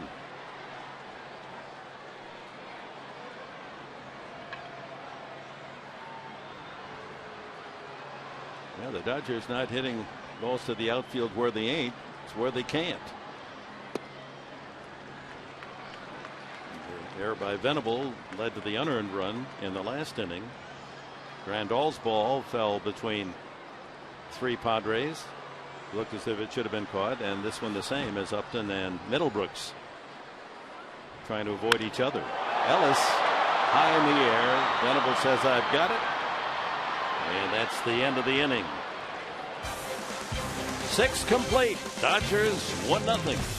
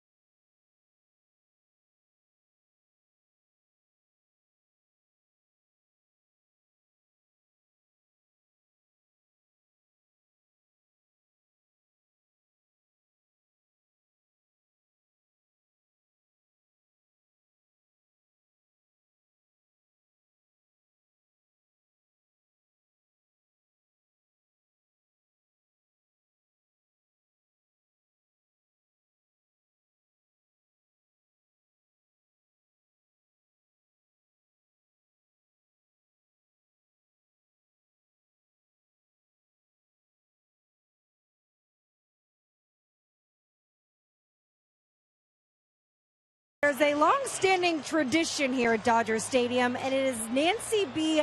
Heffley. She is the organ player here. In all her years, she's been here since 1988, and in all that time, she has only missed 8 games. She said she never considered herself a baseball fan. She didn't set out to do this. She filled in for someone one time with the Angels, and then the job came open in 1988. Every day, her husband comes with her. You can see him in the press box dining hall. They have their own little table. They have dinner together. He sits with her while she crochets. Over the years, her job's been reduced a little bit because they now play pop music during the games. But still, 7th inning, middle of the 7th, take me out to the ball game is when she's on. And crocheting in the meantime. Knit 1, purl 2. Knit 1, purl 2. Knit 1, purl 2. Ripped but right to third base. Justin Upton lashes one and almost handcuffs Turner, and 1 away. Chris, thank you for that report. Nancy B., one of the nicest you'll ever meet. Isn't she, though? Always says hi, always up there in the dining room. Lovely lady. I miss the organ music, I but do I'm too. from another generation. And Well, it isn't loud enough for the current generation. I'm right there with you. Hey, there's a Hall of Famer, Dave Winfield. Use him in the lineup, couldn't we? Derek Norris has struck out and flied to right. Now Greinke, working on a shutout here in the 7th inning, has allowed but 3 hits. Double Solarte and singles from Upton and Venable.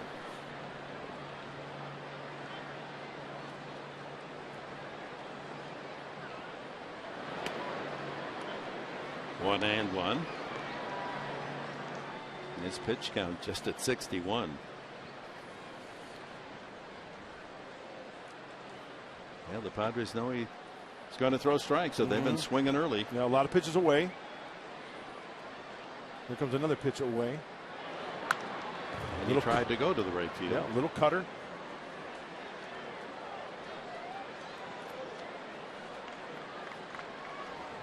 Now, this is no mirage that we're watching in Zach Greinke. This is how he's pitched for the last many years, including that Cy Young year in Kansas City, 2009.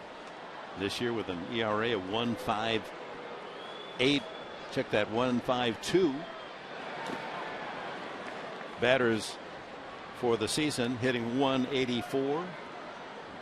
Clayton Kershaw able to enjoy a night off.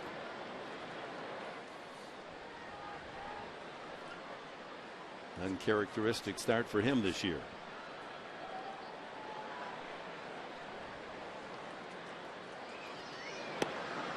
Taken over but low, full count.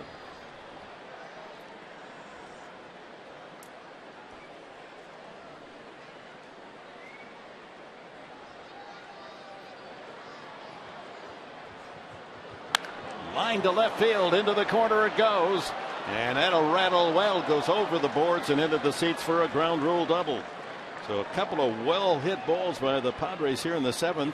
Upton lines out to third, and Norris rips one into the left field corner for a 2-base hit, his 16th double this year. We talked about mistakes earlier in the game, and Greinke really wasn't on his game, but he has found it. But once again, here in the 7th inning, that is a mistake. Right down the heart of the plate, and we know what happens when Derek Norris gets one right down the heart of the plate. He's shown it this year. He's a doubles machine. Most doubles this year, just one behind Adrian Gonzalez for the National League lead. So Justice Solarte doubled with one out in the last inning, but died at third. So it is Norris, the tying run at second for Venable and Middlebrooks here in the 7th. There's a soft single into center field. Norris read it well. He's around third. Gotta go. Here comes the throw to the plate. He's in there, and the game is tied. Venable goes to second on the throw. It's even at 1.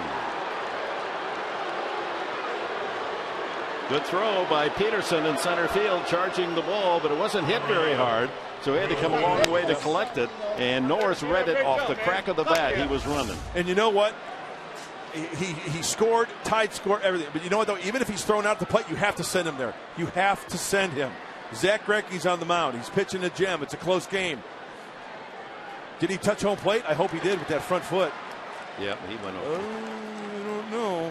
I think Don Mattingly's his foot hit before the plate, then bounced up.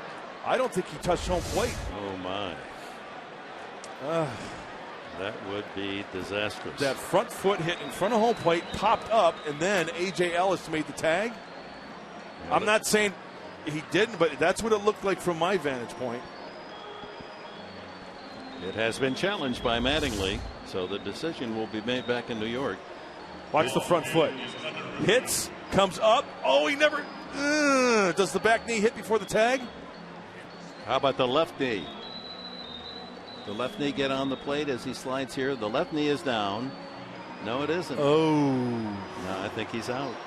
I think he is out. This is going to be a tough call. He was there in time, but just didn't get the body parts on the plate.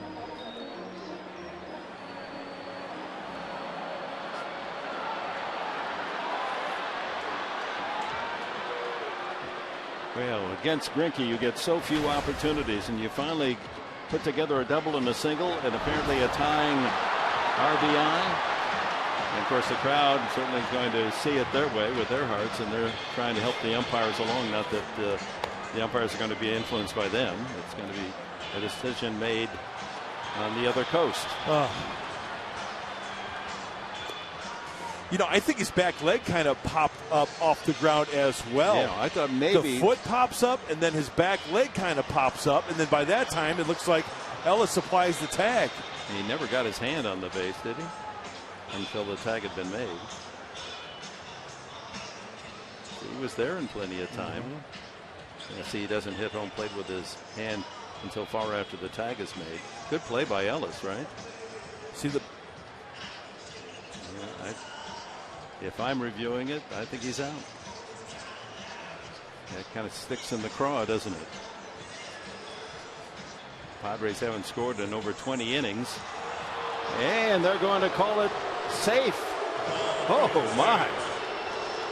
It is tied at 1. Perhaps not enough evidence to overturn the call on the field, because in our slow-mo replays, it didn't look as if he hit the dish.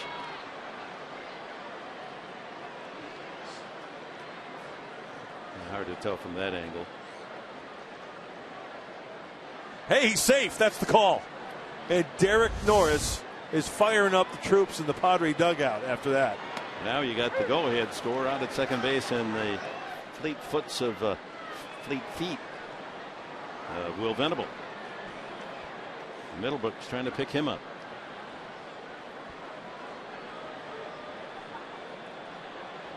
So here in the 7th, the Padres have tied it. Yeah, hopefully that little bit of a delay there affects Greinke. 1-1. What a player Norris has been for the Padres. I mean, A.J. Preller made a lot of big, important moves to bolster the offense. I think when they were all introduced, we didn't realize how good this man is, offensively and defensively.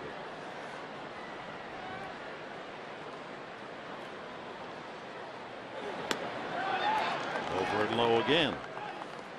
Greinke still has the same velocity with which he started, 92 on the fastball.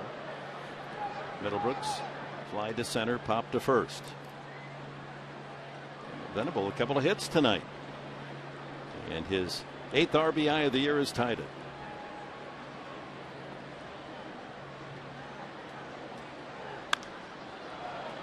That sails toward the upper deck off to the right. We'll make it into the second tier.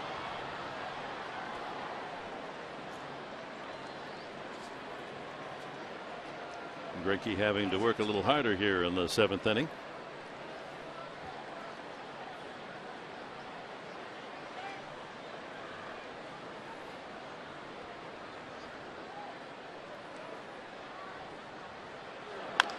Toward third, and glove there by Turner. Looks the runner back and throws out Middlebrooks. 2 away. It'll be Clint Barmas if they elect to pitch to Barmas, with a pitcher to follow him. Barmas has struck out both times tonight. Abraham Almonte is in the on deck circle. Apparently Bud Black's choice to hit for Cashner. Should Barmas keep it going?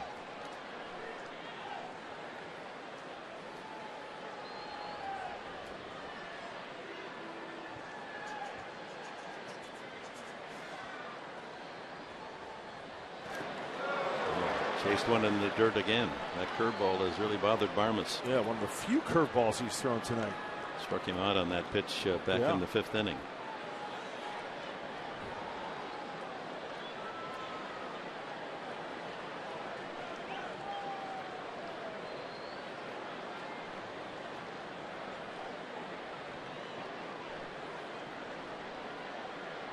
Barmas with 1 home run, and that's his only RBI this year.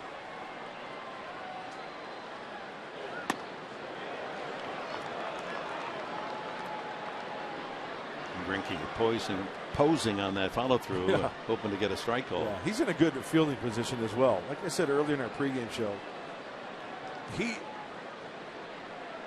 does a great job of repeating his delivery. Ends up in a good position. A ball and 2 strikes. He's ahead of Barmas.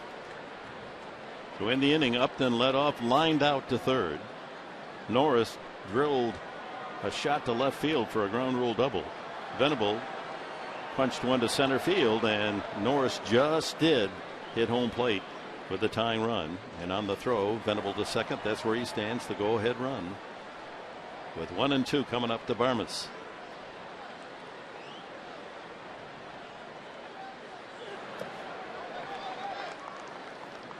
Well, the breaking ball again. That looked like a tighter breaking ball at 86, maybe a slider. Almonte.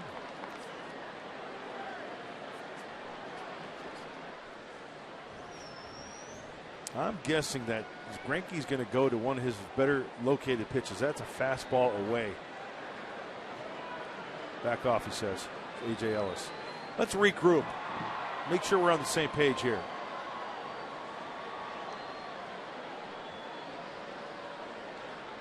Oh, he's coming in on him. Check swing, and he didn't go, says first base umpire Clint Fagan. Full count.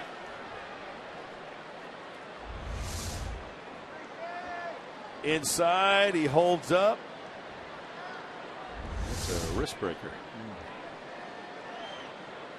Venable ready to scoot from second, has a big lead.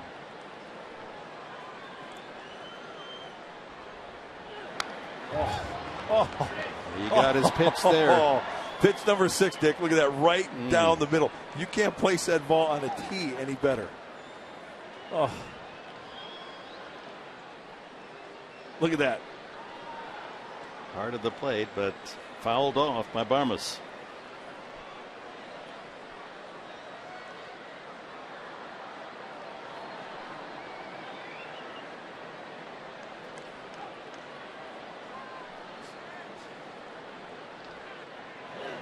Ground ball deep to short.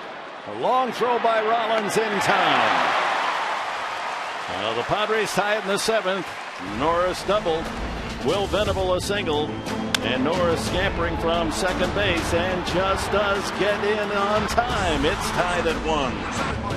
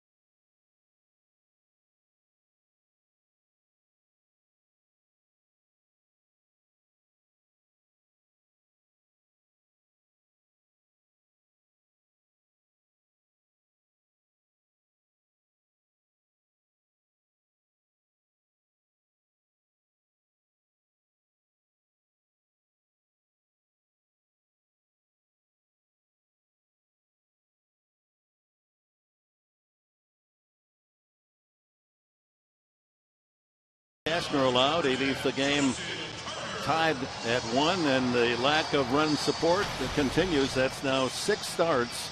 The last 6 starts for Cashner. The Padres have given him 3 runs with which to work.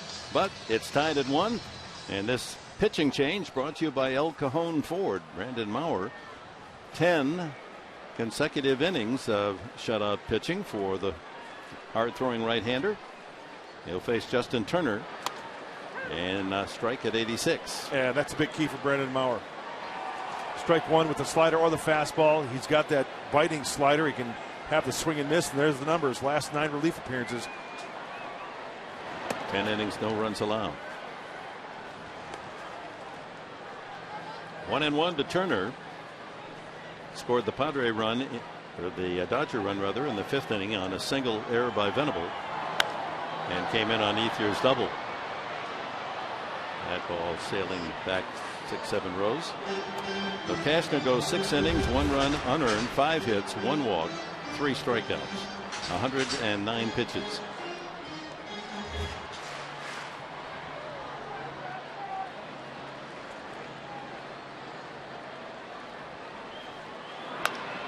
Pulled to third. Middlebrooks there. Pulls Solarte off the bag, but the tag made by Solarte, 1 away. So the Padres end their scoreless inning streak at 20. The Dodgers at 35. Number 60,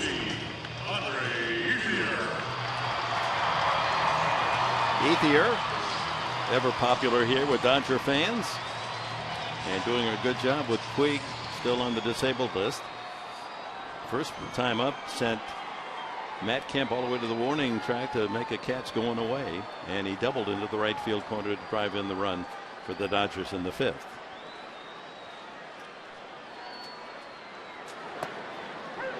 .95 on the Maurer fastball.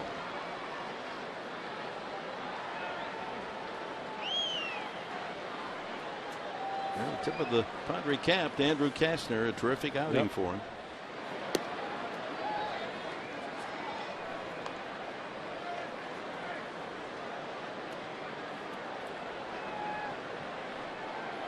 After Ethier, Scott Van Slyke. That's a good night in the big leagues for Andrew Cashner. Line, Solarte up the ladder to make the catch. 2 away. I almost pulled a hamstring in my chair here, hoping and helping Yangervis Solarte jumping up. You told me you couldn't jump. Your head almost hit the ceiling. Oh, I tried so hard. Body language. And he's getting it from his teammates. Not known for his leaping prowess, but he braces himself, times it perfectly. Oh, he almost overjumped that. Van Slyke sends a high pop fly back to shortstop, and Barmes with the out. A quick 1-2-3 for Brandon Maurer. We go to the 8th, tied at 1.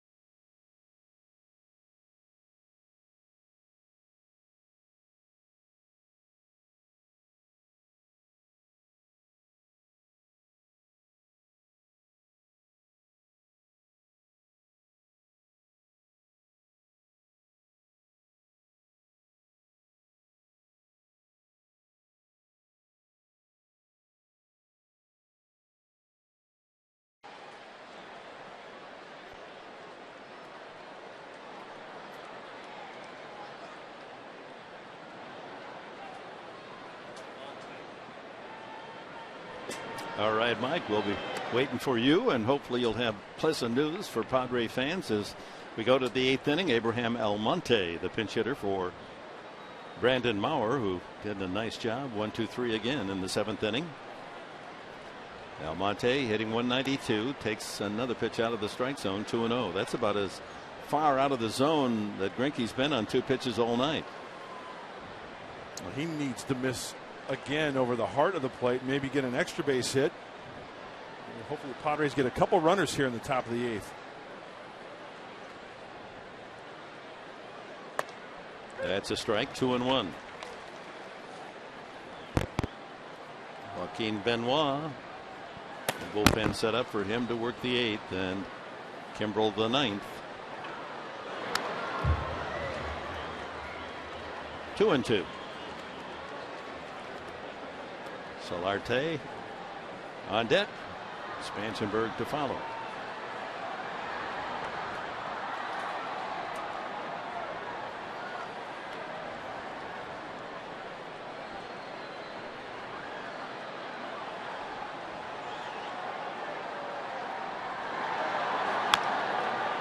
A roller foul, and it remains 2-2 to Almonte.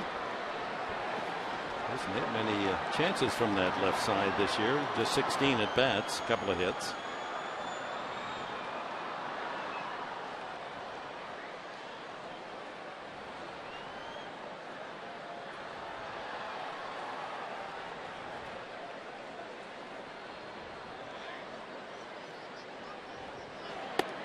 High again. Full count to Almonte. Trying to get something stirred up here in the top of the 8th inning. A 1-1 tie.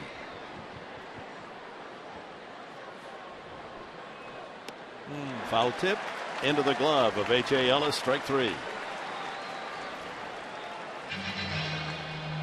And let's update those DraftKings players that we hinted that you should watch tonight in our pregame show. Gonzalez 1 for 2. Certainly Greinke has done an outstanding job. Upton 1 for 3 with a line out.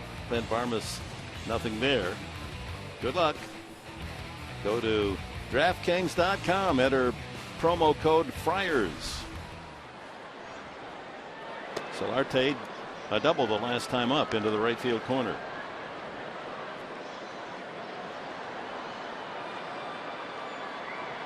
Four strikeouts now for Greinke.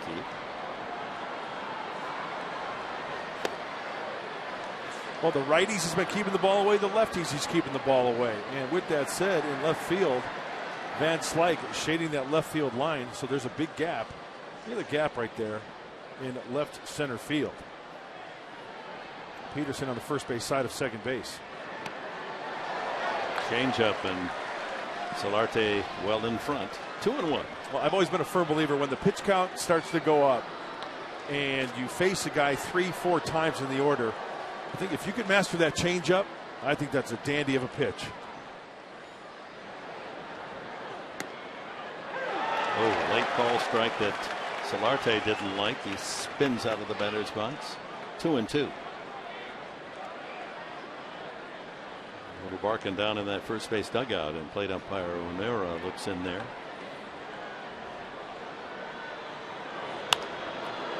Lifted foul off third and out of play.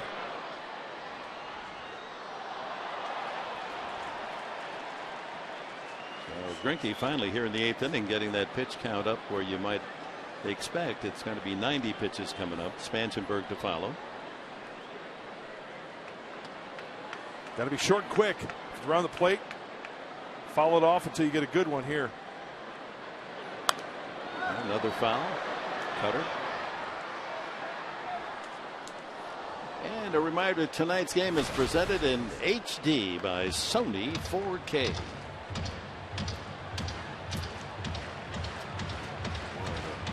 Pictures are so brilliant here. Sony HD. Another foul. Look how quickly Greinke was off that mound to cover first base. Yeah, as soon as that ball is struck, I don't care if it's right at one of your infielders. If it's to the left of your glove, if you're a right-handed pitcher, it's an inch. You should be breaking over there. You'd rather be there and not be needed than be needed and not be over there. You got that. That's good. Title of the chapter right there. High, and the count is full. And for the first time, there's a movement out on that left field bullpen, and the Dodger, Chris Hatcher, a right-hander, starts throwing.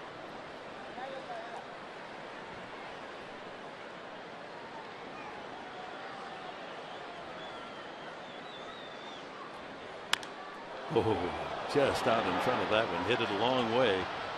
Upper deck, Karam's down to the second deck. Way out in front, Solarte. Hatcher, a former catcher.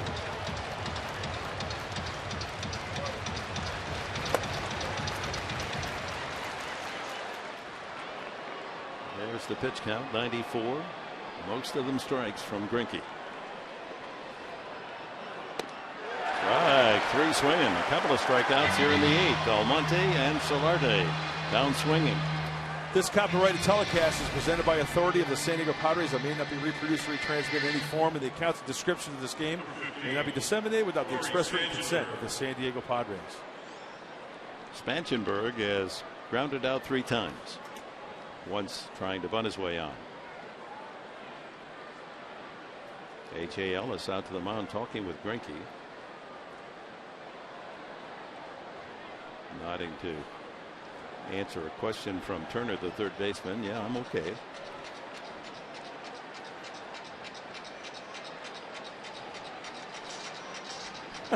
You know what I just thought of? Like a catcher going out there, guy's pitching a jump like this. Pitcher turns and says, "What the heck are you doing out here? Get back there behind home plate."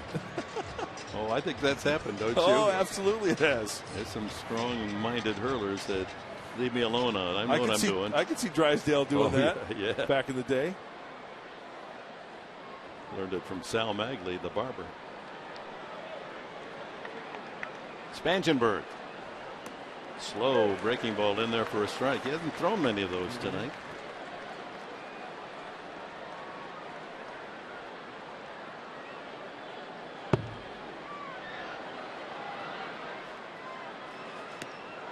One and one.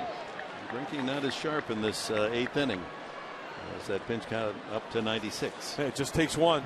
Even that Corey Spansberg, if he gets out in front of one, he could play pepper with that right field foul pole. Outside, 2-1. But you can see what Greinke's trying to do here. Keep the ball away. Don't leave anything middle in.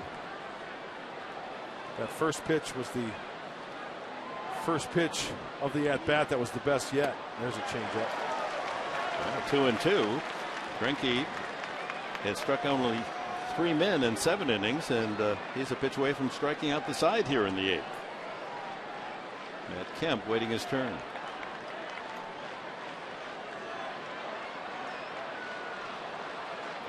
Up the middle, through the legs of Greinke into center field. A base hit for Spanchenberg. And that'll bring up Kemp with 2 outs, and the go-ahead score there at first. Spanchenberg, a threat to steal.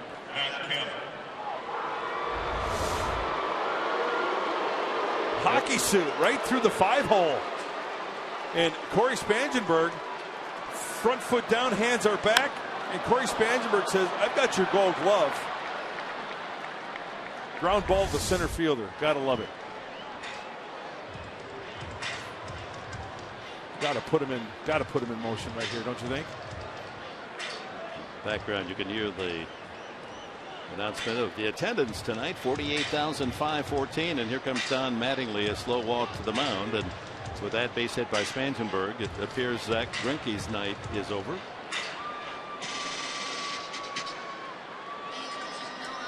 Greinke brilliant as he has been all season long.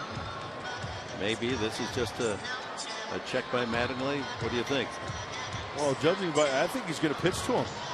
It appears that's the case. I think Mattingly feels better with Greinke out there, his star pitcher, rather than going to the bullpen.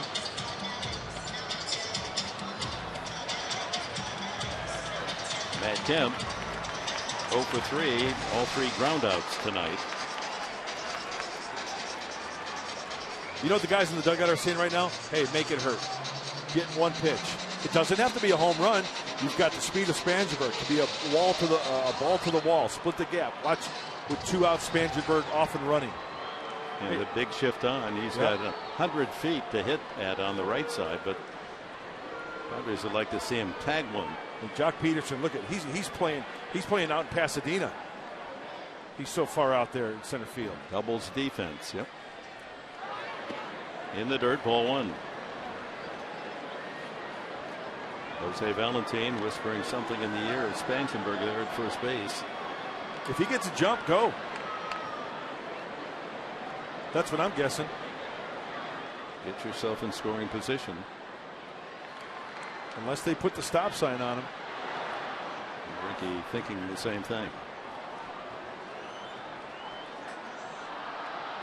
Spangenberg's base hit, the 5th for the Padres tonight. The Dodgers make that the 6th. Dodgers have 5. 1-1 tie here in the 8th inning in Dodger Stadium. Another ball in the dirt. 2-0.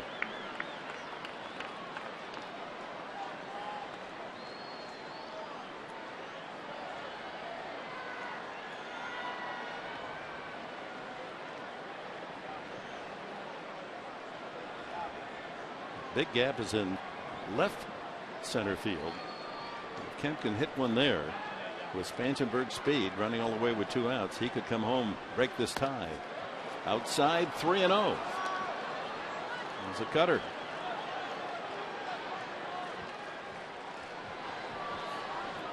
Justin Upton on deck.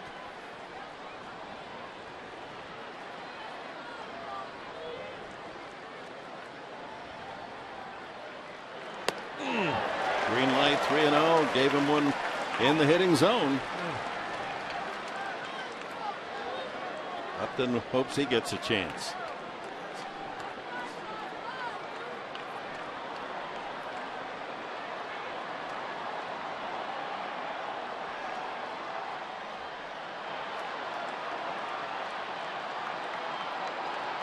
Ball 4. Ooh, he got squeezed on that one.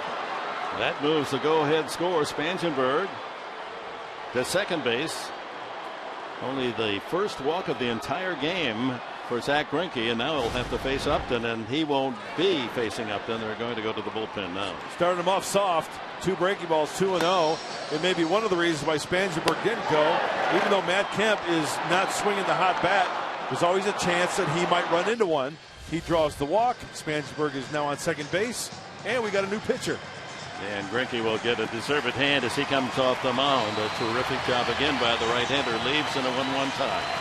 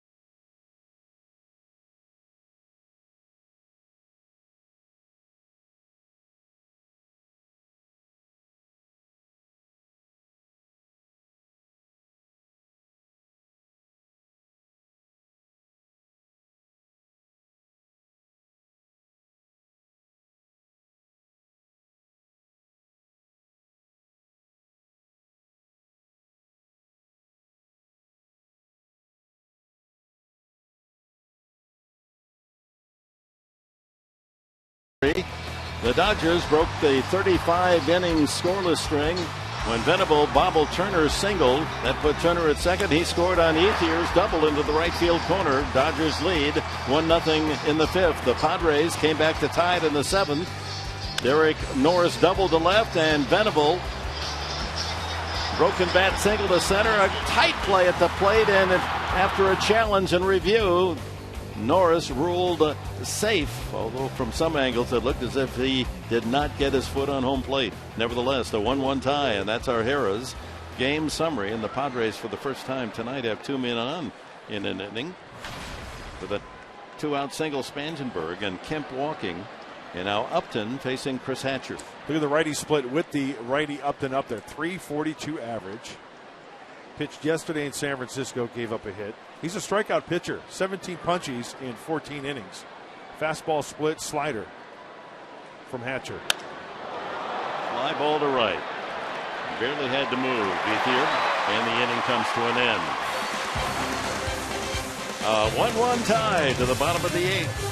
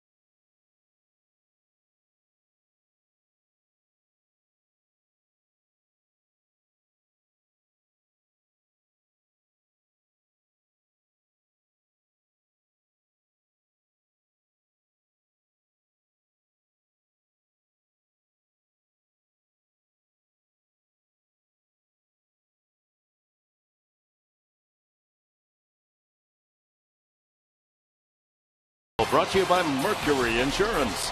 Log on to mercuryinsurance.com and see how much you can save. By Petco, what we feed them matters. And by Cherry 5-Hour Energy Shots, helping support Special Operations Warrior Foundation. Joaquin Benoit comes in from the Padre pen to work the 8th inning. And batting for Chris Hatcher will be Alex Guerrero. Young man with a lot of power. Hitting now 9th, and it'll be Peterson and Rollins to follow. Guerrero with 6 home runs, hitting a solid .307. Limited duty, but when he's in there, he has produced.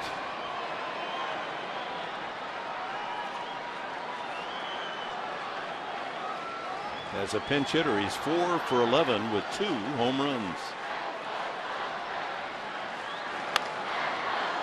First ball, Hunting fouls it away. Kenley Jansen takes over in the bullpen for the Dodgers.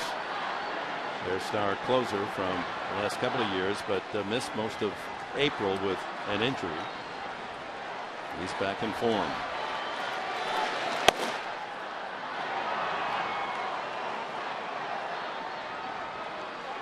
Only appeared in 2 games so far this year, Jansen. Popped up shallow and right. Kemp walking his way in under it. 1 away. Well, Andrew Kastner allowed only 1 unearned run tonight, and he found his spots. He most certainly did, hitting his spots. And when you hit your spots and they put the ball in play, the spray charts indicate that the defenders are going to be there to catch it for you. But get in the kitchen with the 2-seam fastball. Hit 97 with the velocity. He only struck out 3 tonight, but that doesn't matter. He made good pitches, kept the ball in the ball yard, let his defense work for him. A solid 6 innings for Andrew Kastner. Leadoff hitter Jock Peterson is lined to third, singled to left, and flied to center. That one got Norris. The plate umpire Brian O'Nora will take his time, walk the new baseball out to Benoit to let Norris recover from that foul tip. Having a nice little conversation. Joaquin, how you doing tonight? Doing okay. Hey, we got a good game going on here. Yeah, we do. I think you're calling a great game behind the plate. Giving Derek Norris a little bit of time, and so that one wears off. Well, the game has been so even. A run on 6 hits for the Padres, a run on 5 hits for the Dodgers. Each team successful only once in 6 times with runners in scoring position.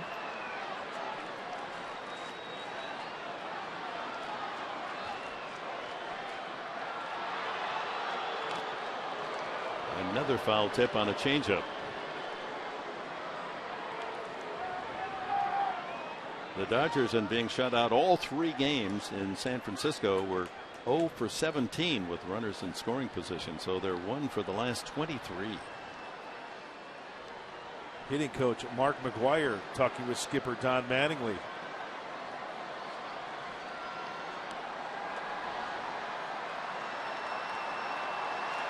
Change up.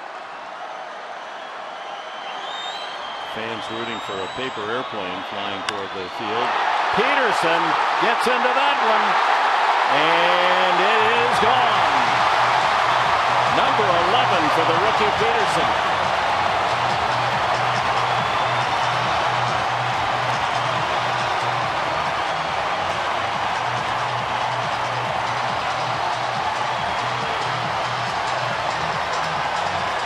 And the Dodgers jump in front 2-1 off the bat of Jock Peterson.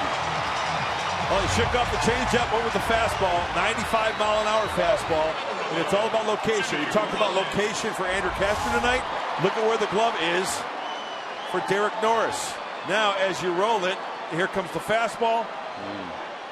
Leaks down the middle of the plate, knee high, and Jock Peterson and Joaquin Benoit knew it as soon as that one was scorched. He just golfed that into the right field bleachers. Well, the Dodgers lead 2-1. 1 out, and Jimmy Rollins the batter. Ouch. 23-year-old rookie's got some real power.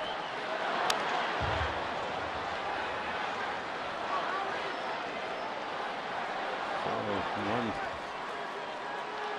is tempted to look ahead to the 9th inning for the Padres, and Norris, Venable, and Middlebrook scheduled, probably against Kenley Jansen.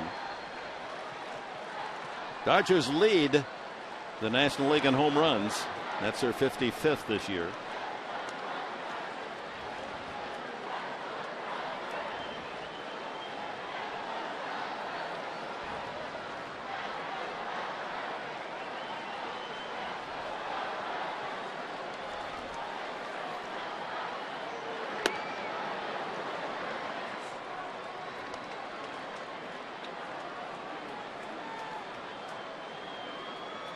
Third home run allowed by Benoit this season.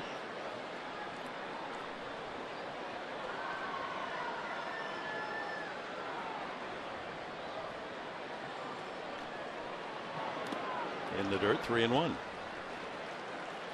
After Rollins, Howie Kendrick.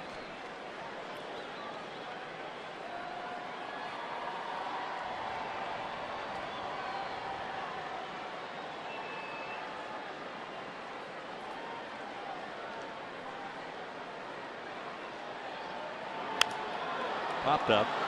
Farmas at the edge of the grass for the second out, and Kendrick 0 for 3 is the hitter.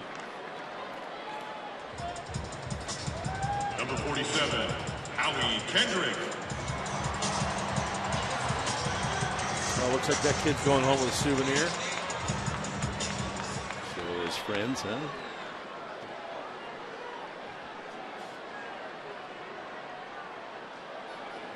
Kendrick has bounced to the mound, fly to right, and struck out. All against Kastner. Ball 1.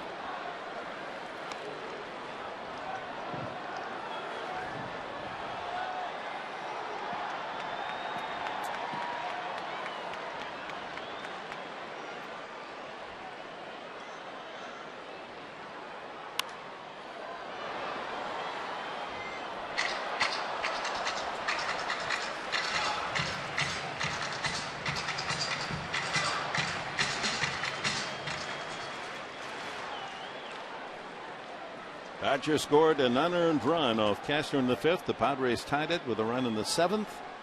And now Jock Peterson's long home run to right field has given the Dodgers a 2-1 lead here in the 8th inning.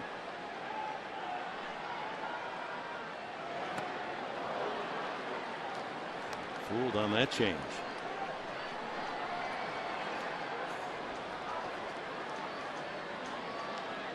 He's ready. Kenley Jansen.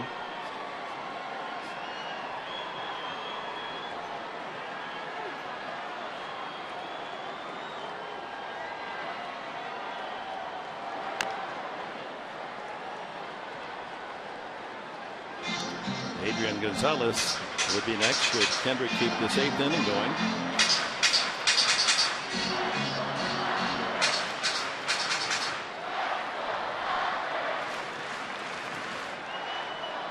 $48,514. You see some empty seats, but the Dodgers have something like 34,000 season tickets. Not all of them use it, but they're all part of the attendance count. And they're sold out tomorrow night for Game 2. Kennedy against Bolsinger. Must be giving something away tomorrow night.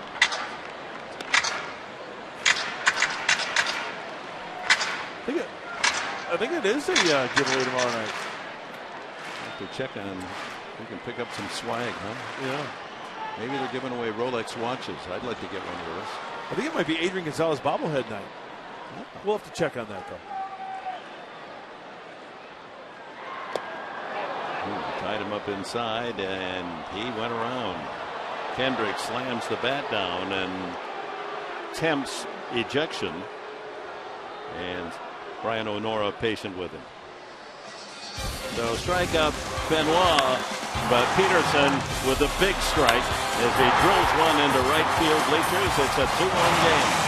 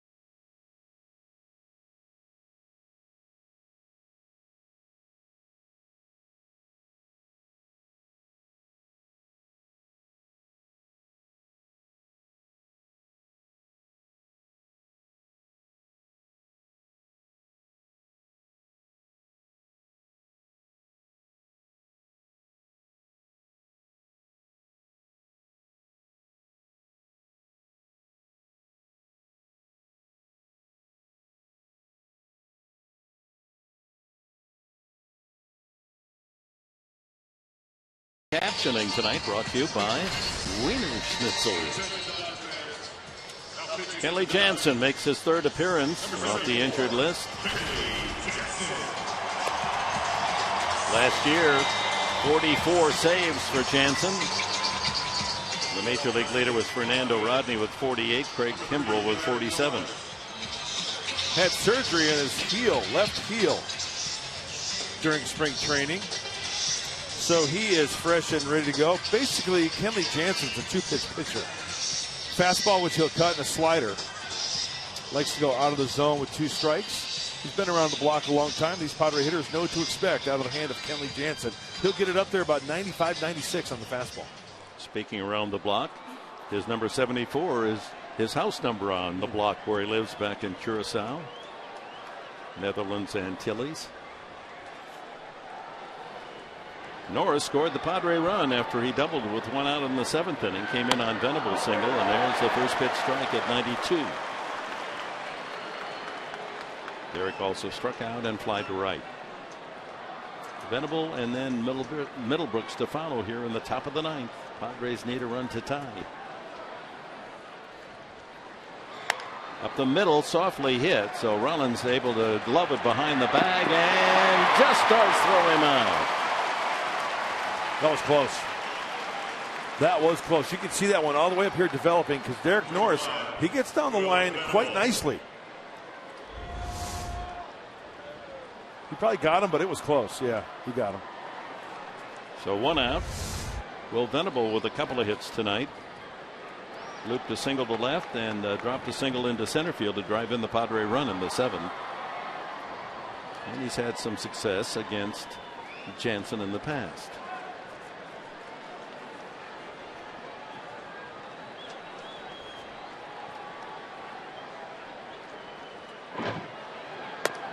That's a strike at 91. Time now for the Cholula flamethrower. Yeah, with Kenley Jansen out there on the hill, yeah, he can get it up there 93, and that's hot sauce.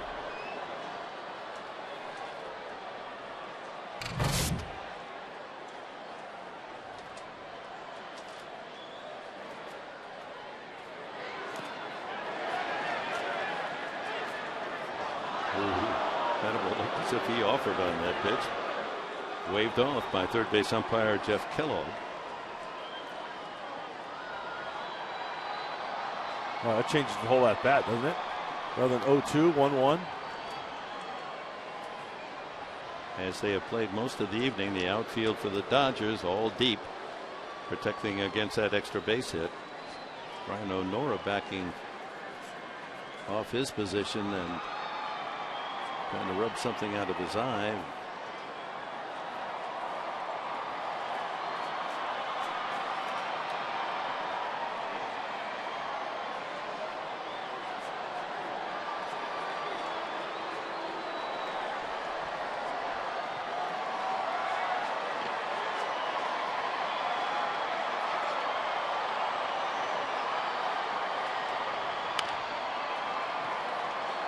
There's that cutter inside from Jansen into the lefty. Venable trying to be quick to that pitch. That is a very tough pitch to keep fair.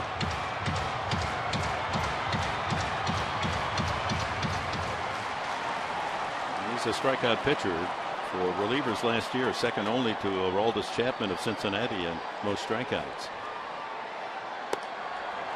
A little high there. And 2-2. He doesn't save them all. The Padres hope they can muster up something here against him in his third outing of this year.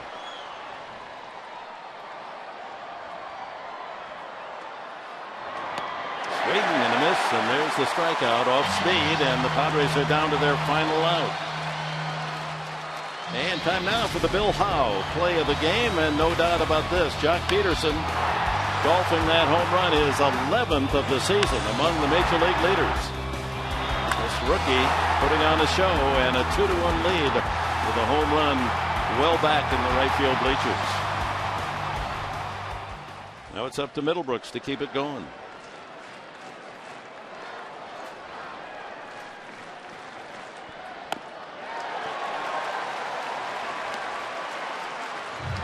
Middlebrooks has flied to center, popped to first, and grounded to third.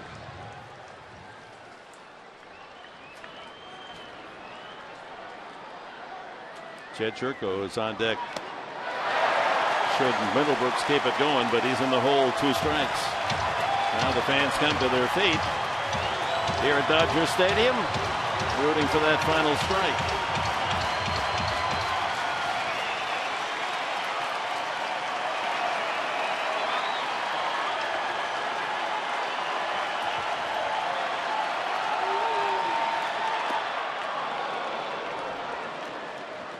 To get him to go up the ladder. 1-2 to Middlebrooks.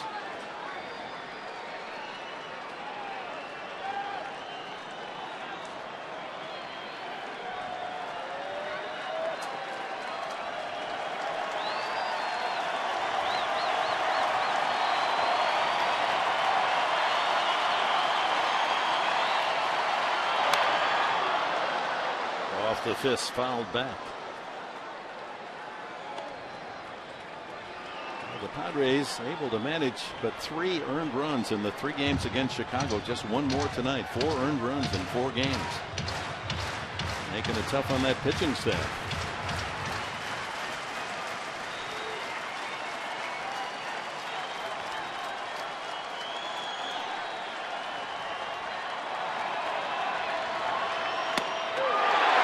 Game's over. Called strike 3. Dodgers scratch out a 2-1 win. Peterson with a home run. The final, LA 2, San Diego 1. Here's Mike Pomerantz.